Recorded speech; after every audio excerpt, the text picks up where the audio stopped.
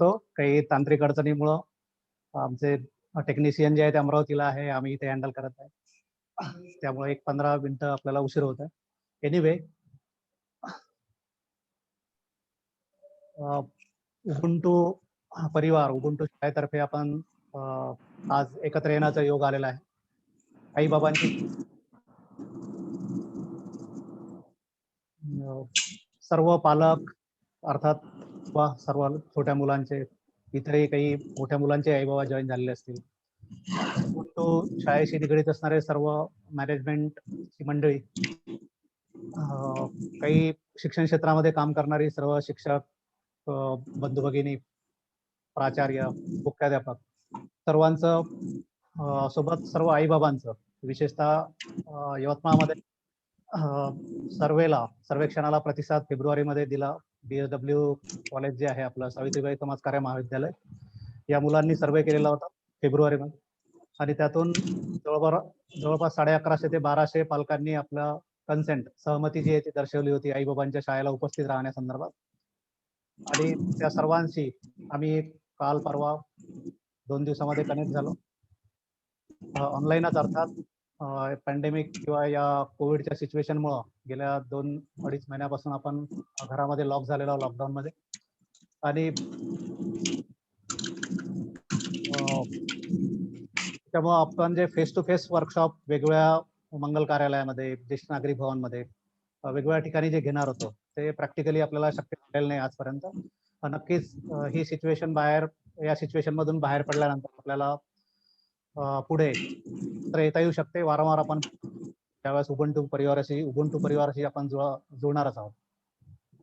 सर्वांचं पुनश्च मी एकदा स्वागत करतो. सर्वांना आईबाबांच्या शाळेच्या निमित्ताने हे 43वी आईबाबांची शाळा आहे.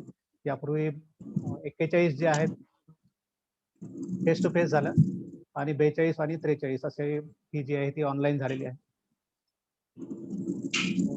मित्र हो, का बरं हे सर्व आवश्यक आहे असं बऱ्याचशा काही आईबाबांना वाटू शकते.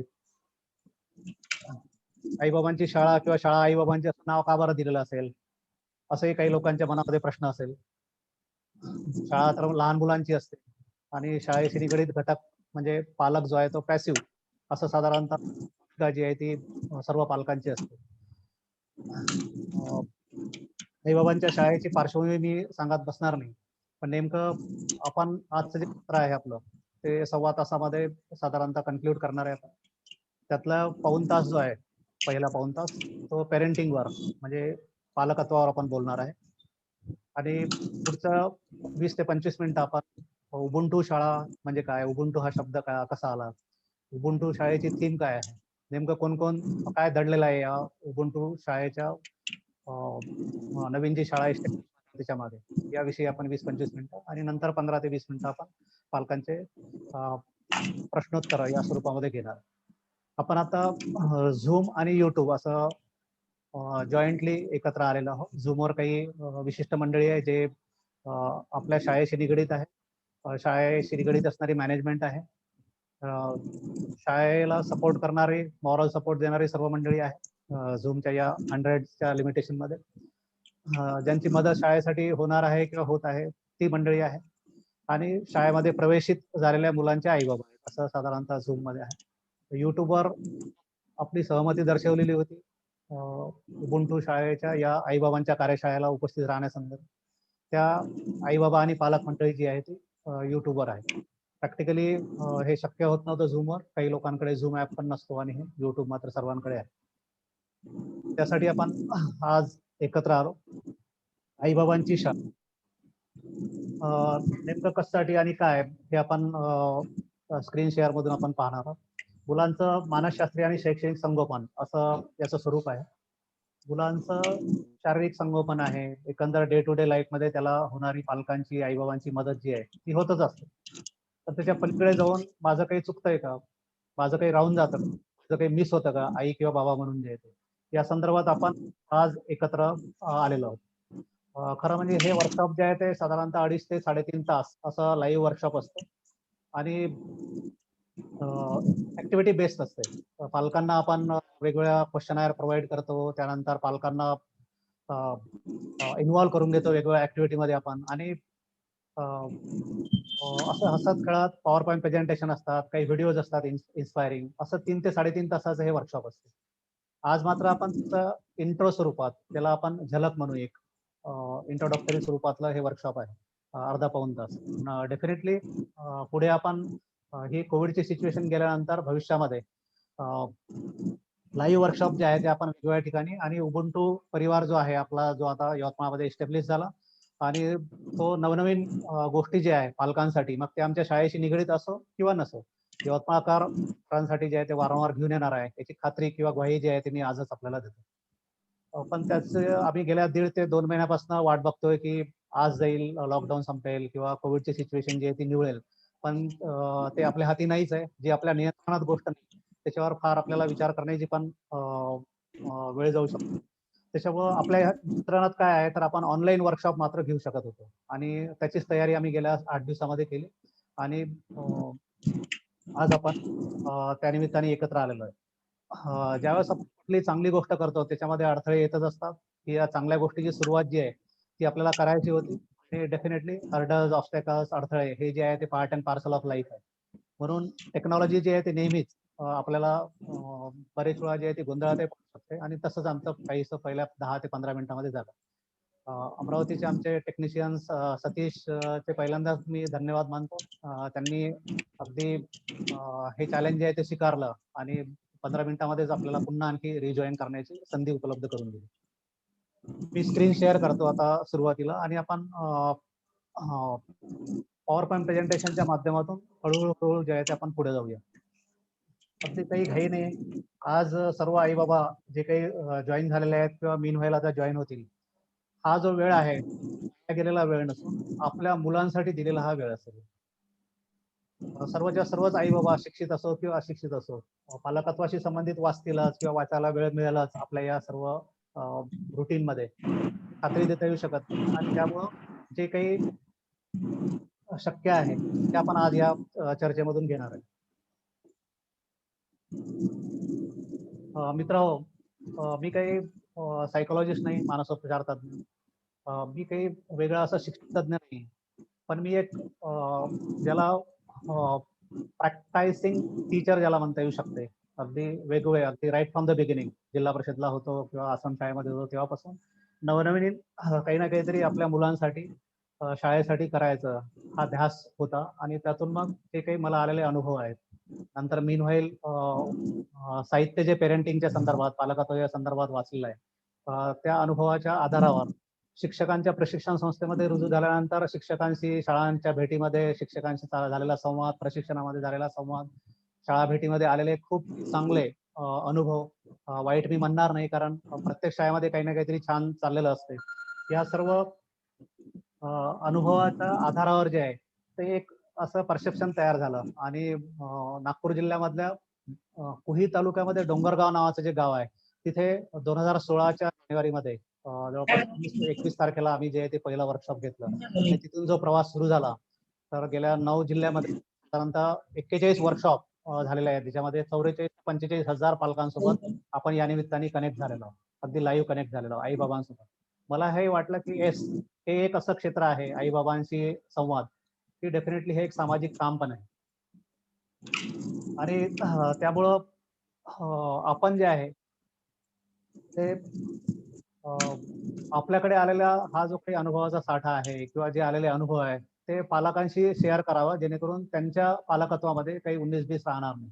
तर एक चांगले पालक म्हणून मुलांचे, ज्याला आपण मुलांचे एक मित्रत्वाचे संबंध ठेवून पालकत्व जे आहे ते जोपासता येऊ शकते. पालकत्व ही एक आनंददायी प्रक्रिया आहे. अशा वेगवेगळ्या गोष्टींनी आपण जे आहे ते आज पुढे जाणार.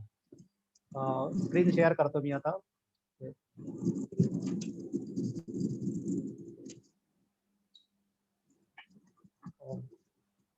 का बरं ही आईबाबांची शाळा आहे? आईबाबांची शाळा का व कशासाठी, हे आपण सुरुवातीला पाहूया.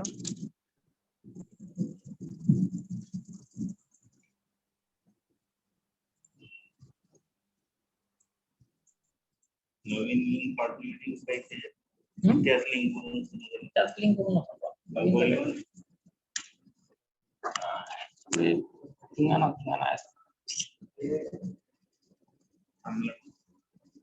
तरी लक्ष नाही लागलं तरी म्हणलं चांगलं.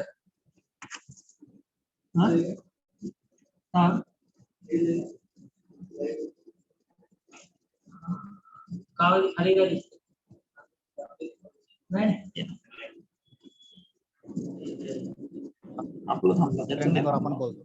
मला वाटतं आपण आपले सर्वांना विनंती आहे की आपले ऑडिओज जे आहे किंवा व्हिडिओज ते आपण म्यूट करावे. ज्यावेळेस आपण क्वेश्चन आन्सर सेशन मध्ये एकत्र येऊ त्यावेळेस नक्की तुमचे व्हिडिओ आणि ऑडिओ जे आहे ते आपल्याला ऐकता येऊ शकेल. ओके. समंजस आणि सतर्क पालकत्वासाठी जे आहे ते ही आईबाबांची शाळा आहे ज्याच्यामध्ये आपण डिस्कशन करणार आहे. नेमकं समंजसपणा पालकत्वामध्ये नेमका कोणता अपेक्षित आहे.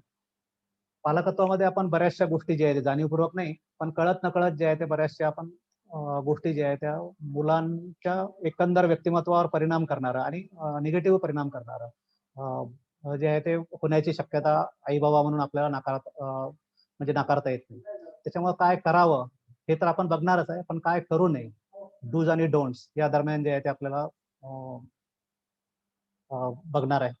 त्यानंतर आपण ज्या सूचना देतो घरी किंवा काही कमांड्स देतो समजा मुलांना त्या संदर्भात झालेली संशोधन जे आहे त्याच्यावर आपण चर्चा करणार आहे. 1-2-4 मिनिटं जे आहेत त्याला इन्स्ट्रक्शन्स अँड कमांड्स इंग्लिशमध्ये म्हणतो. नंतर शैक्षणिक आणि मानसशास्त्रीय संगोपन जे मी सुरुवातीलाच वापरलं.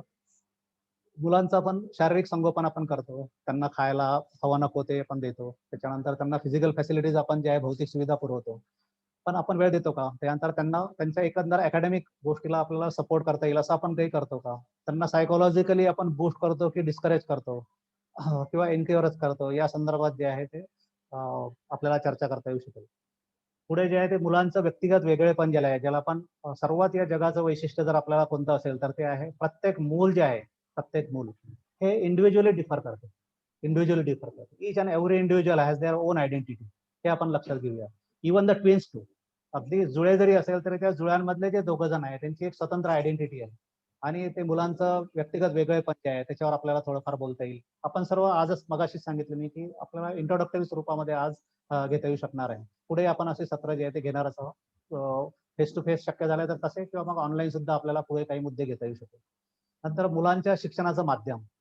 मुलांच्या शिक्षणाचं माध्यम कोणतं असावं शाळेचं माध्यम कोणतं असावं यासाठी घटस्फोट व्हायला लागले. इथपर्यंत जे आहे ते कुटुंब व्यवस्थेमध्ये प्रॉब्लेम येऊन राहिलेले. म्हणजे तिला म्हणजे आईला असं वाटते की तो इंग्रजी माध्यमातून शिकावा किंवा बाबांना वाटते तो मराठी माध्यमातून शिकावा. कधी बाबांना इंग्रजी माध्यमातून वाटते तर आईला मराठी माध्यमातून. कधी दोघांनाही दुसऱ्या कुठल्या तरी माध्यमातून आपलं मूळ शिकावं असं वाटतं. त्याच्यानंतर शाळेचं जे अफिलिएशन आहे बोर्डाचं मग ते स्टेट बोर्ड आहे का सीबीएसई आहे की आयबी बोर्ड आहे हे सुद्धा घरांमधल्या वादाचं मूळ जे आहे मुलांच्या शाळा निवडत असताना ते होत चाललेलं आहे. त्याला कारण म्हणजे नेमकं आपल्या मुलांच्या शिक्षणाचं माध्यम कोणतं असायला पाहिजे कोणत्या वयोगटामध्ये कोणतं माध्यम असायला पाहिजे या संदर्भातली नसणारी जी क्लॅरिटी आहे सुस्पष्टता जी आहे त्यामुळे हा वाद उद्भवतो. कोणाच्या संदर्भात उद्भवतं तर हे सर्वसामान्य लोक आहेत अशिक्षित लोक आहेत अल्पशिक्षित लोक आहेत यांच्या संदर्भात ही समस्याच नाही. समस्या आहे जास्त शिकलेले असणाऱ्या लोकांच्या संदर्भात. More way qualified more way problematic for our kids असं म्हटलं जाते उपरोधानं. More way qualified being the parents.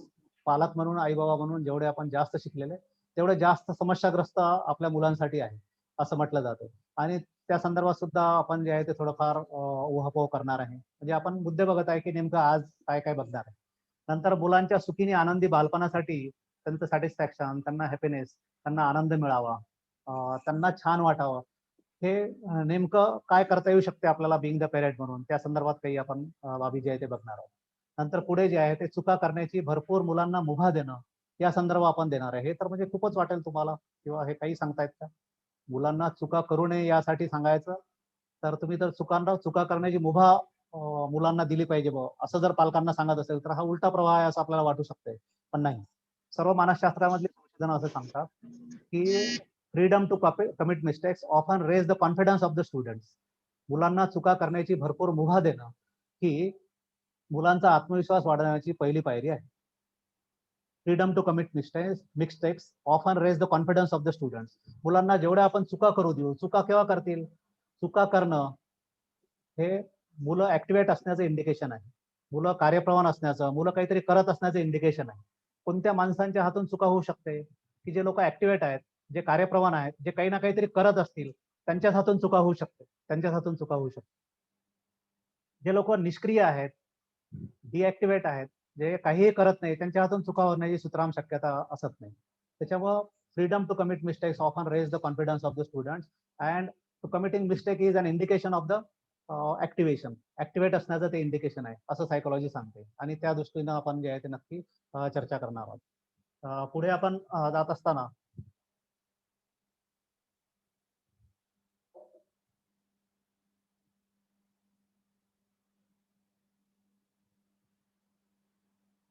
एक स्लाइड आपल्या समोर दिसते, आणि ती स्लाइड आहे किड्स पर्सनॅलिटीची. मुलांचं व्यक्तिमत्व, आपल्या मुलांचं नव्हे तर आपलं सुद्धा व्यक्तिमत्व, म्हणजे एकंदर सर्व तुम्ही आम्ही सर्व लोक, आपलं हे व्यक्तिमत्व कशा कशाशी निगडीत असते नेमकं. तर आज जर आपण विचार केला पूर्ण एकंदर सिच्युएशनचा, तर पूर्ण शाळा म्हणजे शैक्षणिक संस्था, अकॅडमिक इन्स्टिट्यूशन, त्याच्यानंतर कुटुंब, कुटुंबामध्ये असणारे आई बाबा, हे सारेच्या सारे पहिला जो पार्ट आहे, पहिला आपला त्याच्याशी निगडीत सर्व जे आहे ते फोकस केलेलं आहे सर्व लोकांनी, ज्याला आपण इंटेलिजन्स क्वोशन्स असं म्हणतो. मुलांची बौद्धिक पातळी कशी उंचावता येईल त्या संदर्भात शाळा म्हणजे अकॅडमिक इन्स्टिट्यूशन, शैक्षणिक संस्था प्रयत्न करत आहेत. आणि पालक तर अगदी रेसच्या घोड्यासारखे मुलांना आणि आपण स्वतः सुद्धा पळत आहेत असं आपल्याला दिसत आहे. मला असं मुळीच सुचवायचं नाही की IQ-ला म्हणजे इंटेलिजन्स क्वोशन्सला महत्व नाही. Definitely it has also an equal importance, त्याला महत्व आहेच, पण त्याला इतकंही महत्व नाही की जेणेकरून मुलांचं बालपण जे आहे ते हिरावून घेतलं जाईल. त्याला इतकंही महत्व नाही की मुलांचं बालपण जे आहे ते चिरडलं जाईल. त्याला इतकंही महत्व नाही की मुलांना मूल म्हणून आपण ट्रीट करण्यासाठी असमर्थ ठरू. त्याला इतकंही महत्व नाही की मुलांना अकाली आपलं जीवन जे आहे ते संपवावं असं वाटेल. त्याला इतकंही महत्व नाही की सुंदर खेळणारी बागडणारी मुलं जी आहे ती आपल्या टीनेजमध्ये वयाच्या 12व्या 13व्या 14व्या वर्षी कुठला तरी अविचार घेऊन मनामध्ये घेतात आणि आपली जीवनयात्रा, हे सुंदर असणारं आयुष्य जे आहे त्याला संपवतात. तसं कारणच हे आहे की वी आर जस्ट, की ज्याला आपण कट थ्रोट कॉम्पिटिशन ज्याला म्हणता येऊ शकते, रॅट रेस ज्याला म्हणता येऊ शकते, असं या इंटेलिजन्स क्वेश्चन्स मुळे झालेलं आहे. म्हणून ज्यावेळेस माझी क्लॅरिटी असेल किंवा IQ-ला कसं महत्व आहे, कितपत महत्व आहे, कितपत मी त्याला सिग्निफिकन्स द्यायला पाहिजे बीइंग द पेरेंट म्हणून, मी शाळेच्या संदर्भात सुद्धा कितपत त्याला IQ-ला, इंटेलिजन्स क्वेश्चन्सला महत्व द्यायला पाहिजे, त्या सर्व बाबी ज्या आहेत त्या मला गांभीर्यानं एक सजग किंवा समंजस पालकत्वामध्ये मोडते. बौद्धिक पातळीला महत्व आहेच मित्र हो, पण इतकं महत्व नाहीये की जेणेकरून मुलांचं बालपण जे आहे ते हिरावलं जाईल. आणि हिरावून घेणारे जे आहे ते त्याला जन्म देणारे त्याचे आई बाबा असेल, त्याचे मायबाप असतील. म्हणून त्या संदर्भात जे आहे ते आपण या 4 क्वेश्चन्सवर अगदी पुसटशी नजर टाकूया. शाळांमध्ये वर्ग पातळीवर पुस्तकामधून शिकवून पुस्तकावर आधारित असणाऱ्या ज्या टेस्ट घेतल्या जातात, त्यानंतर ज्याला आपण युनिट टेस्ट म्हणतो, त्यानंतर सेमिस्टर टर्म राहतात, फर्स्ट टर्म आहे, सेकंड टर्म आहे, नंतर 10वी मध्ये गेल्यावर जी बोर्ड एक्झाम आहे त्याच्याशी संबंधित असणाऱ्या साऱ्या ह्या बाबी ज्या आहेत त्या IQ-शी रिलेट करतात, IQ-शी रिलेट. आणि आपल्याला लक्षात असेल की एखाद्या शाळेमध्ये दुसरंच काहीतरी चाललेलं आहे, शिकवणं बंद आहे, पुस्तकातलं शिकवणं बंद आहे, तर त्या शाळेच्या लोकांना फाडून खातील पालक. इथपर्यंत सर्व हे जे आहे ते परिस्थिती निर्माण झाली. कारण पुस्तकातला जोपर्यंत युनिट किंवा पुस्तकातले घटक जोपर्यंत शाळा संपवत नाही किंवा शिक्षक संपवत नाही, तोपर्यंत ती शाळा काहीच करत नाही असा एक गोड गैरसमज जो आहे तो पालकांचा आणि मुख्यत्वे शिकलेल्या पालकांचा आहे. शिकणं, मुलांचं एज्युकेशन, मुलांचं शिकणं, शाळेमधलं शिकणं किंवा शिकवणं, हे केवळ IQ-शी रिलेट नाही करत, तर त्याला इतरही 3 बुद्धिमत्तांच्या संदर्भात जे आहे ते 3 बुद्धिमत्ताच्या संदर्भात जे आहे ते काय करावं लागेल, इतरही 3 बुद्धिमत्तांवर आपल्याला फोकस करावा लागेल, शाळांना आणि पालकांना सुद्धा. शाळांना आणि पालकांना सुद्धा. कोणत्या आहेत त्या बुद्धिमत्ता, त्याच्या संदर्भात मी काही उदाहरणं देईन. हे तसे टेक्निकल वर्ड्स आहेत सायकोलॉजीमध्ये हे जे. दुसरी एक बुद्धिमत्ता आपल्याला पाहायला मिळते आणि ती आहे भावनिक बुद्धिमत्ता. भावनिक बुद्धिमत्ता, इमोशनल क्वोशन्स. डॅनियल गोलमन नावाचा मानसशास्त्रज्ञ आहे. त्यांनी वर्किंग विथ इमोशनल इंटेलिजन्स नावाचं पुस्तक लिहून ठेवलेलं आहे. Working with emotional intelligence. जवळजवळ जगातल्या सर्व प्रमुख भाषांमध्ये त्या पुस्तकाचं भाषांतर झालेलं आहे. मराठीमध्ये सुद्धा भावनिक बुद्धिमत्ता या नावाने हे पुस्तक जे आहे ते उपलब्ध आहे हिंदीमध्ये किंवा मराठीमध्ये जे आहे. त्याच्यावर इमोशनल क्वेश्चन्स म्हणजे कोणता? मग आपण जर जीवन जगण्यासाठी आवश्यक असणारी युनायटेड नेशन्स ऑर्गनायझेशननी जी 10 कौशल्य काढलेली आहेत, 10 कौशल्य, त्याच्यामध्ये एक कौशल्य आहे कोपिंग विथ इमोशन्स आणि कोपिंग विथ स्ट्रेस, असे 2 कौशल्य आहेत. इमोशनल क्वेश्चन्स, भावनिक बुद्धिमत्ता विकसित होणं म्हणजे नेमकं काय, की आपल्या भावनांवर नियंत्रण करता येणं. भावनिक बुद्धिमत्ता विकसित होणं म्हणजे काय, की आपलं कम्युनिकेशन जे आहे त्याच्यामधला टोन सुद्धा याच्याशी रिलेट करतो इमोशनल क्वेश्चनशी जे आहे ते. म्हणजे रायझिंग फॉलिंग टोन जे आहे ते. एखाद्या विशिष्ट परिस्थितीमध्ये घेतलेलं डिसिजन जे आहे ते सुद्धा इमोशनल क्वेश्चनशी रिलेट करते. एखाद्या संकटाच्या वेळेस, एखाद्या वेळेस सडन घेतलं झालेलं डिसिजन जे आहे ते ते सुद्धा इमोशनल क्वेश्चनशी रिलेट करतं. अशा कितीतरी बाबी ज्या आहेत ते आपल्याला पाहायला मिळतात. कितीतरी बाबी जे आहेत. आपले जे स्किल्स आहेत, बरेचसे सॉफ्ट स्किल्स, ते इमोशनल क्वेश्चनशी रिलेट करतात. आपल्याला लक्षात येईल की कुठल्याही कॉर्पोरेट जगामध्ये असेल किंवा मल्टीनॅशनल कंपनीमध्ये असेल, आपले ह्या ज्या डिग्रीच्या ज्या पुंगळ्या आहेत, ह्या ज्या भेंडोळ्या आहेत, ते कधी पाहत नाही इंटरव्ह्यूच्या वेळेस. ते अगदी त्याचा शेवटचा टप्पा असतो. म्हणजेच काय, की आपण ह्या ज्या पुंगळ्या मिळवलेल्या असतात कुठल्याही पदवीच्या किंवा पदव्युत्तर पदवीच्या, त्या पुंगळ्या ज्या आहेत त्याच्यातून त्याच्या माध्यमातून मिळालेलं ज्ञान जे आहे ते सेकंडरी समजलं जाते असं आपल्याला लक्षात येईल. त्या पुंगळ्या ज्या आहेत. म्हणजे पुंगळीची आयडेंटिटी जी आहे ती शेवटी असते कुठल्याही चांगल्या कंपनीमध्ये आपल्याला जॉईन करायचं असेल. ते काय करतात, की अगदी इंटरव्ह्यूला येई पासूनच त्याला त्या व्यक्तीला जे आहे ते ऑब्झर्व करणे आहे, त्याला त्या पद्धतीनं त्याची बॉडी लँग्वेज आहे, त्याच्या चेहऱ्यावरचे जेस्चर्स किंवा एक्सप्रेशन्स आहेत, त्याच्यानंतर तो कम्युनिकेट कशा पद्धतीने करतो, त्याची बसण्याची पद्धत आहे, ह्या सर्व ज्या गोष्टी आहेत त्या सर्व ऑब्झर्व करत करत त्याचा असणारा कॉन्फिडन्स आहे. एखाद्या ऍडव्हर्स सर्कमस्टान्सेस मध्ये बॅकग्राऊंडचं एखादं मॅटर किंवा परिच्छेद टाकल्यानंतर त्याला कसा तो रिस्पॉन्ड करतो, ह्या सर्व बाबी ज्या आहेत त्या इंटरव्ह्यू मध्ये जे आहे ते मायने ठेवतात. इमोशनल क्वेश्चन्स जे आहे ते माणसाला एकंदर जगण्याची उमेद देतो. इमोशनल क्वेश्चन जो आहे तो आपल्याला खऱ्या अर्थानं जगण्याचं बळ देतो. इमोशनल क्वेश्चन्स जो आहे तो आपल्याला अगदी संकट काळामध्ये सुद्धा वाचतो. नंतर तिसरं जे आहे ते आपल्याला मी सांगेल की सामाजिक बुद्धिमत्ता, सोशल क्वेश्चन्स, याला स्पिरिच्युअल क्वेश्चन सुद्धा म्हटलं जातं. आध्यात्मिक संदर्भात जे आहे ते सोशल क्वेश्चन्स. बरेचसे लोक जे आहेत ते खूप उच्च विद्याभूषित असतात, मेरिटोरियस स्टुडंट्स असतात. त्याच्यानंतर मेरिटमध्ये आलेली सर्व मुलं जे आहे ते त्यांची इमोशनल क्वेश्चन सुद्धा बऱ्यापैकी असतो एखाद्या वेळेस.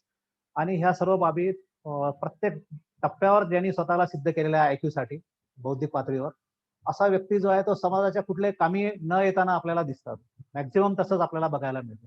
म्हणजे IAS होतो, IITs मधून मोठमोठ्या सो कॉल्ड रेप्युटेड इन्स्टिट्यूशन मधून बाहेर पडतो आणि त्याचं उच्च विद्याभूषित असणारे सर्व क्वालिफिकेशन असताना सुद्धा समाजाच्या समाजाच्या थोडसा सुद्धा असा तसुभर सुद्धा त्याचं व्यक्तिमत्व किंवा त्याचं जीवन जे आहे ते कामी येत नाही.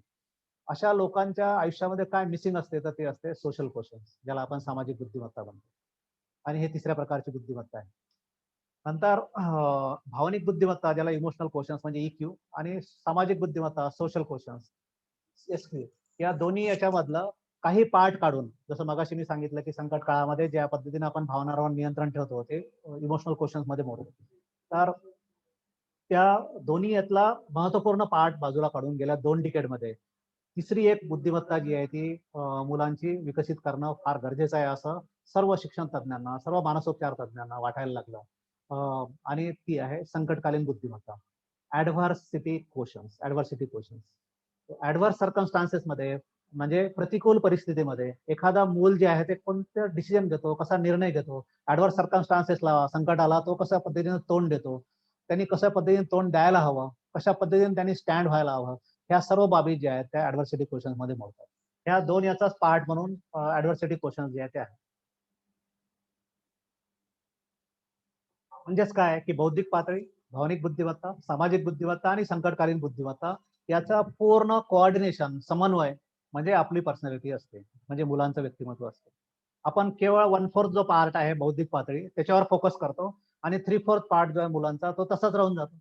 कारण त्याच्यावर कोणी शाळेने प्रयत्न करावे, पालकांनी प्रयत्न करावे किंवा समाजाने प्रयत्न करावे, कुटुंबाने एकत्र येऊन प्रयत्न करावा, असं त्या कुटुंबाला, समाजाला, ना शाळेला सुद्धा न वाटणं. म्हणजेच काय, की मुलांचं व्यक्तिमत्व जे आहे ते आपण संकुचित करत असतो. म्हणून शाळेमध्ये पाठवणं केवळ हे इंटेलिजन्स क्वेश्चनशी रिलेट नाही करत, तर शाळा हे असं दालन आहे की जिथे मुलांचं पूर्ण व्यक्तिमत्व जे आहे, द कम्प्लीट किड असं ज्याला करता येऊ शकेल अशी ही पाहत. तुम्ही म्हणाल काही सांगता, सर्व ठिकाणी जे आहे ते स्पर्धा लागलेली आहे, सर्व ठिकाणी पर्सेंटेज पाहिल्या जाते आणि सर्व पर्सेंटेज पाहूनच सर्व पोरांना पुढे जाता येऊ शकते, स्क्रुटिनी एक्झाम होते. डेफिनेटली नाही. त्याला महत्व आहेच, नो डाऊट. मी काही त्याचं महत्व जे आहे ते डिनाय करत नाही. पण केवळ त्यालाच महत्व आहे असं समजणारे जे पालक आहेत त्यांच्यासाठी मी हे मुद्दाम सांगत आहे.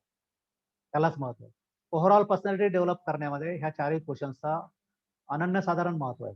हे चारही क्वेश्चन्स जोपर्यंत मुलांचे डेव्हलप होत नाही, ती मुलं जी आहे ती अगदी मेरिटोरियस स्टुडंट असताना सुद्धा आयुष्याचा एक टप्पा असा येतो की त्या टप्प्यावर जे आहे ती नाउमेद झालेले दिसतात, हताश झालेले दिसतात, हतबल झालेले दिसतात, आपलं जीवन संपवताना दिसतात.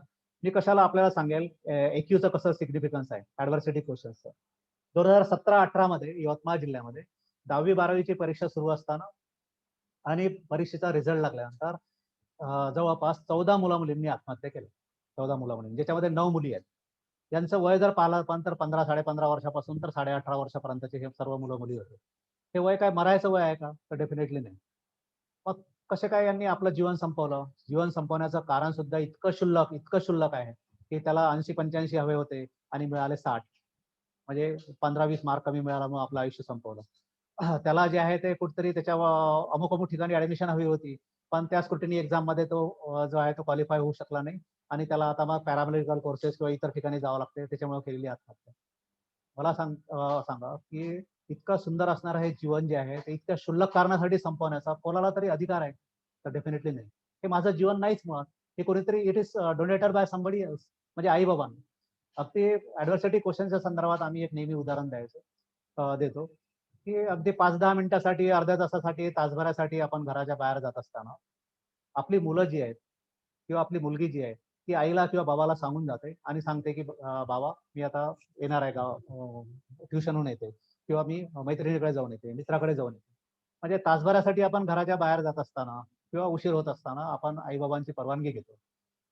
आणि हे आयुष्यातून निघून जात असताना हे या गोड असणाऱ्या, सुंदर असणाऱ्या पृथ्वी तलावरून आपली जीवनयात्रा संपवत असताना साधा एक फोन सुद्धा आईला किंवा बाबाला किंवा शिक्षकाला किंवा शिक्षिकेला करावं वाटत नाही मुलांना. याच्यामध्ये 2 लोकांचं किंवा 2 संस्थांचं अपयश आहे असं मला व्यक्तिशः वाटते, जे मी वारंवार सांगतो, आणि ती आहे अकॅडमिक इन्स्टिट्यूशन म्हणजे शिक्षण संस्था आणि दुसरं आहे कुटुंब संस्था. कुटुंब संस्थेमधला म्हणजे आई बाबा, ताई दादा, आजी आजोबा, काका काकू याच्यापैकी, किंवा शिक्षण संस्थांमधले सर मॅडम, मुख्याध्यापक प्राचार्य याच्यापैकी एक सुद्धा व्यक्ती असा विश्वास या मुलांमध्ये निर्माण करू शकला नाही की बेटा whatsoever the problems and critical situation may be there in your life, किती एक संकट तुझ्या आयुष्यामध्ये येऊ, किती गुंतागुंतीची परिस्थिती तुझ्या आयुष्यामध्ये येऊ, तू काळजी करू नको, मैं हो ना, मी आहे ना तिथे, आम्ही आहो, डोंट वरी, तू बिलकुल घाबरायचं कारण नाही. अशा पद्धतीचा एक सुद्धा व्यक्ती त्याच्या आयुष्यामध्ये मिळालेला नसतो. त्याच्याचमुळे 15 ते 17-18 वयोगटामधली मुलं जी आहे ती आपली जीवनयात्रा संपवतात. ही अशा मुलांच्या आत्महत्या ह्या आत्महत्या नसून शैक्षणिक संस्था आणि कुटुंब संस्थेने जॉईंटली केलेला खूनच असतो असं मला व्यक्तिशः वाटतं. आणि त्याचसाठी म्हणून ऍडव्हर्सिटी क्वेश्चन्सवर गेल्या 3 वर्षापासून आपण जे आहे ते 10वी-12वीच्या मुलांसाठी 2 ते 3 वर्षापासून जीवन सुंदर आणि अमूल्य आहे अशा कार्यशाळांना सुरुवात केलेली आहे. जी या नेर तालुक्यापासून आपण सुरुवात केली होती. 10वी-12वीच्या शेकडो मुलांना एकत्र करायचं. त्यांना सांगायचं की बेटा खूप सुंदर हे जीवन आहे. हे जीवन जे आहे ते काही 10वी-12वीतलं अपयश म्हणजे काही जीवन संपवण्यासाठी जे आहे ते कारणीभूत ठरेल असा या कुविचार जो आहे तो मनामध्ये सुद्धा आणू नको, अशा स्वरूपातल्या कार्यशाळा आपण घेतोय. मित्रहो, ह्या सर्व क्वेश्चन्स मिळून आपलं एकंदर व्यक्तिमत्व घडत असते, आपल्या मुलांचं व्यक्तिमत्व घडत असते. त्याच्यामुळे केवळ इंटेलिजन्स क्वेश्चन्स डेव्हलप करणाऱ्या शाळांमध्ये मुलांना टाकून किंवा तशा शाळांच्या या रॅट रेसमध्ये मुलांची दमछाक करण्यासाठी मुलांचा कोंडमारा केल्यापेक्षा ज्या शाळांमध्ये ओव्हरऑल डेव्हलपमेंट मुलांची होते, ज्या शाळांमध्ये, ज्या शैक्षणिक संस्थांमध्ये ओव्हरऑल विचार जो आहे तो केला जातो, या सर्व भावनिक बुद्धिमत्ता, सामाजिक बुद्धिमत्ता, संकटकालीन बुद्धिमत्ता, या सर्व बुद्धिमत्तांचा नव्हे, एकंदर सर्व गोष्टींचा विचार ज्या शाळांमध्ये केला जातो, को करिक्युलर ऍक्टिव्हिटीज असेल, कल्चरल ऍक्टिव्हिटीज असेल, मुलांचं खेळणं, बागडणं, चित्र, नाट्य, गायन, वादन, खेळ, स्पोर्ट्स, उड्या मारणं, मातीशी खेळणं, मातीमध्ये नाचणं, ह्या सर्व बाबी ज्या शाळांमध्ये केल्या जात असतील तेच खरं जे आहे ते शिक्षण आहे असं मला व्यक्तिशः वाटते. मला वाटते म्हणून नाही, तर जगातल्या सर्व शिक्षण तज्ज्ञांना आणि सर्व लोकांना तसं वाटतं. हे इथे सर्वात महत्वाचं आहे. तुम्ही म्हणाल की असं इंटेलिजन्स क्वेश्चन्सला महत्व नाही तर मग आपल्याला स्वतःला यश मिळवता येऊ शकते का? यश, आणि तेही वैभवशाली यश जे आहे ते वैभवशाली यश हे केवळ बौद्धिक पातळीवर अवलंबून नाही, हे काही मी वेगळं सांगायला नको. अशा अनेक पुस्तकं आपल्याला पाहायला मिळतील, अशा अनेक गोष्टी ज्या आहेत सक्सेस स्टोरीज आपल्याला पाहायला मिळतील, की जिथे अनेक लोक जे आहेत ते नापास झालेले आहेत. नव्हे ते जे आहे ते 10वा वर्ग सुद्धा पूर्ण करू शकलेले नाही किंवा रडत पडत जे आहे ते 10वा वर्ग पास केला. पण त्यांच्याकडे अनेक इंजिनियर्स, अनेक डॉक्टर्स, अनेक उच्च विद्याभूषित लोक जे आहे ते कामाला आहेत. कशाला आमच्या मॅनेजमेंट मधलेच जे अध्यक्ष आहेत त्यांचं जुजबी जरी क्वालिफिकेशन असेल तर कुठल्याही MBA ला लाजवणार आहे असणारा त्यांच्याकडे असणारा स्किल आहे. म्हणजेच काय की केवळ पुस्तकामधून मिळालेलं किंवा 10वी-12वी होऊनच आपल्याला किंवा आणखी पुढे ग्रॅज्युएशन पोस्ट ग्रॅज्युएशन झाल्यावरच स्वतःला मोठे यश संपादन करता येऊ शकतात असं मुळीच नाही. तर ज्यांच्याकडे ह्या इतर मग त्या व्यक्तीकडे काय असते वैभवशाली यश मिळवण्यासाठी त्याच्याकडे भावनिक बुद्धिमत्ता असते, त्यांच्याकडे कम्युनिकेशन स्किल असते, त्यांच्याकडे जे आहे ते लोकांना एकत्र करून ठेवण्याची कपॅसिटी असते, त्यांच्याकडे मॅनेजमेंट स्किल असते, त्यांच्याकडे जे आहे ते लिडरशिपच्या काही स्किल्स असतात, जे आहे ते नेतृत्व गुण असतात, त्यांच्याकडे जे आहे ते सर्वांना समोर घेऊन जाण्याचे कौशल्य असते. अशा अनेक बाबी असतात त्याच्यामुळे ते लोक मोठी होतात. मी आपल्याला एक साधं उदाहरण देईल जेणेकरून पटकन ह्या पुढच्या स्लाइडकडे आपल्याला वळता येईल. मी आपल्याला सांगेल की बौद्धिक पातळी ज्यांची जुजबी आहे किंवा ज्यांनी कुठल्याही शाळेमध्ये किंवा शाळेमध्ये गेले तर 3री-4थी मधूनच शाळा सोडली किंवा शाळेमध्ये गेलेच नाही असे लोक आपल्या महाराष्ट्रामध्ये होऊन गेले आणि त्यांनी स्वतः इतके यशस्वी झाले की त्यांच्यावर लोकांनी काय केलेलं आहे तर PhD करणं चाललेलं आहे. आपण अशा पुरोगामी महाराष्ट्रामध्ये राहतो जिथे 4 विद्यापीठं अशी आहेत की 4 विद्यापीठाची नावं आपण पाहूया.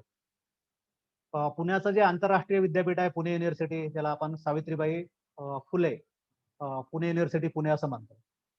सावित्रीबाई किती शिकलेली आहे? सावित्रीबाई जी आहे ती अशिक्षित असणारी मुलगी. बालपणीच लग्न झालं ज्योतिबांशी जे आहे ते. ज्योतिबांकडे आल्यानंतर शिकायला सुरुवात केली. शिकून नंतर जी आहे ती भारतातील पहिली शिक्षिका आणि पहिली मुख्याध्यापिका होण्याचा मान जो आहे तो तिला मिळाला. एवढंच नाही तर जी अशिक्षित असणारी ही जी सावित्रीबाई आहे तिने अनेक स्त्रियांना अनेक मुलींनी शिकावं यासाठी पहिली शाळा जी आहे ती भिडेवाड्यामध्ये पुण्याला सुरू केली. लोकांचे खस्ते खाऊन शेण जे आहे ते अंगावर झेलून लोकांच्या शिव्या खाऊन जे आहे ते मुलींची शाळा जी आहे ती सुरू केली. अशा सावित्रीबाई अल्पशिक्षित असणाऱ्या सावित्रीबाईच्या नावाने जे आहे ते आंतरराष्ट्रीय विद्यापीठ आहे पुणे विद्यापीठ पुणे. मग तिच्याकडे तर डिग्री नाही कुठली पदवीची पुंगळी नाही तरी तिच्या नावाने विद्यापीठ आहे. तिच्या नावाने विद्यापीठ आहे. मग भावनिक बुद्धिमत्ता आणि सामाजिक बुद्धिमत्ता सोशल कोशन्स इतका प्रगल्भ आणि प्रभावी आहे या व्यक्तीचा की समाजासाठी पूर्ण आयुष्य जे आहे ते समर्पित केलं. त्याच्यामुळे त्यांच्या नावाने विद्यापीठ आहे. दुसरं एक विद्यापीठ आपण इकडे येऊया ज्या विद्यापीठाच्या कॅम्पसमध्ये आपण राहतो. ते विद्यापीठ असं आहे की राष्ट्रसंत तुकडोजी महाराज संत गाडगेबाबाच्या नावाने आहे.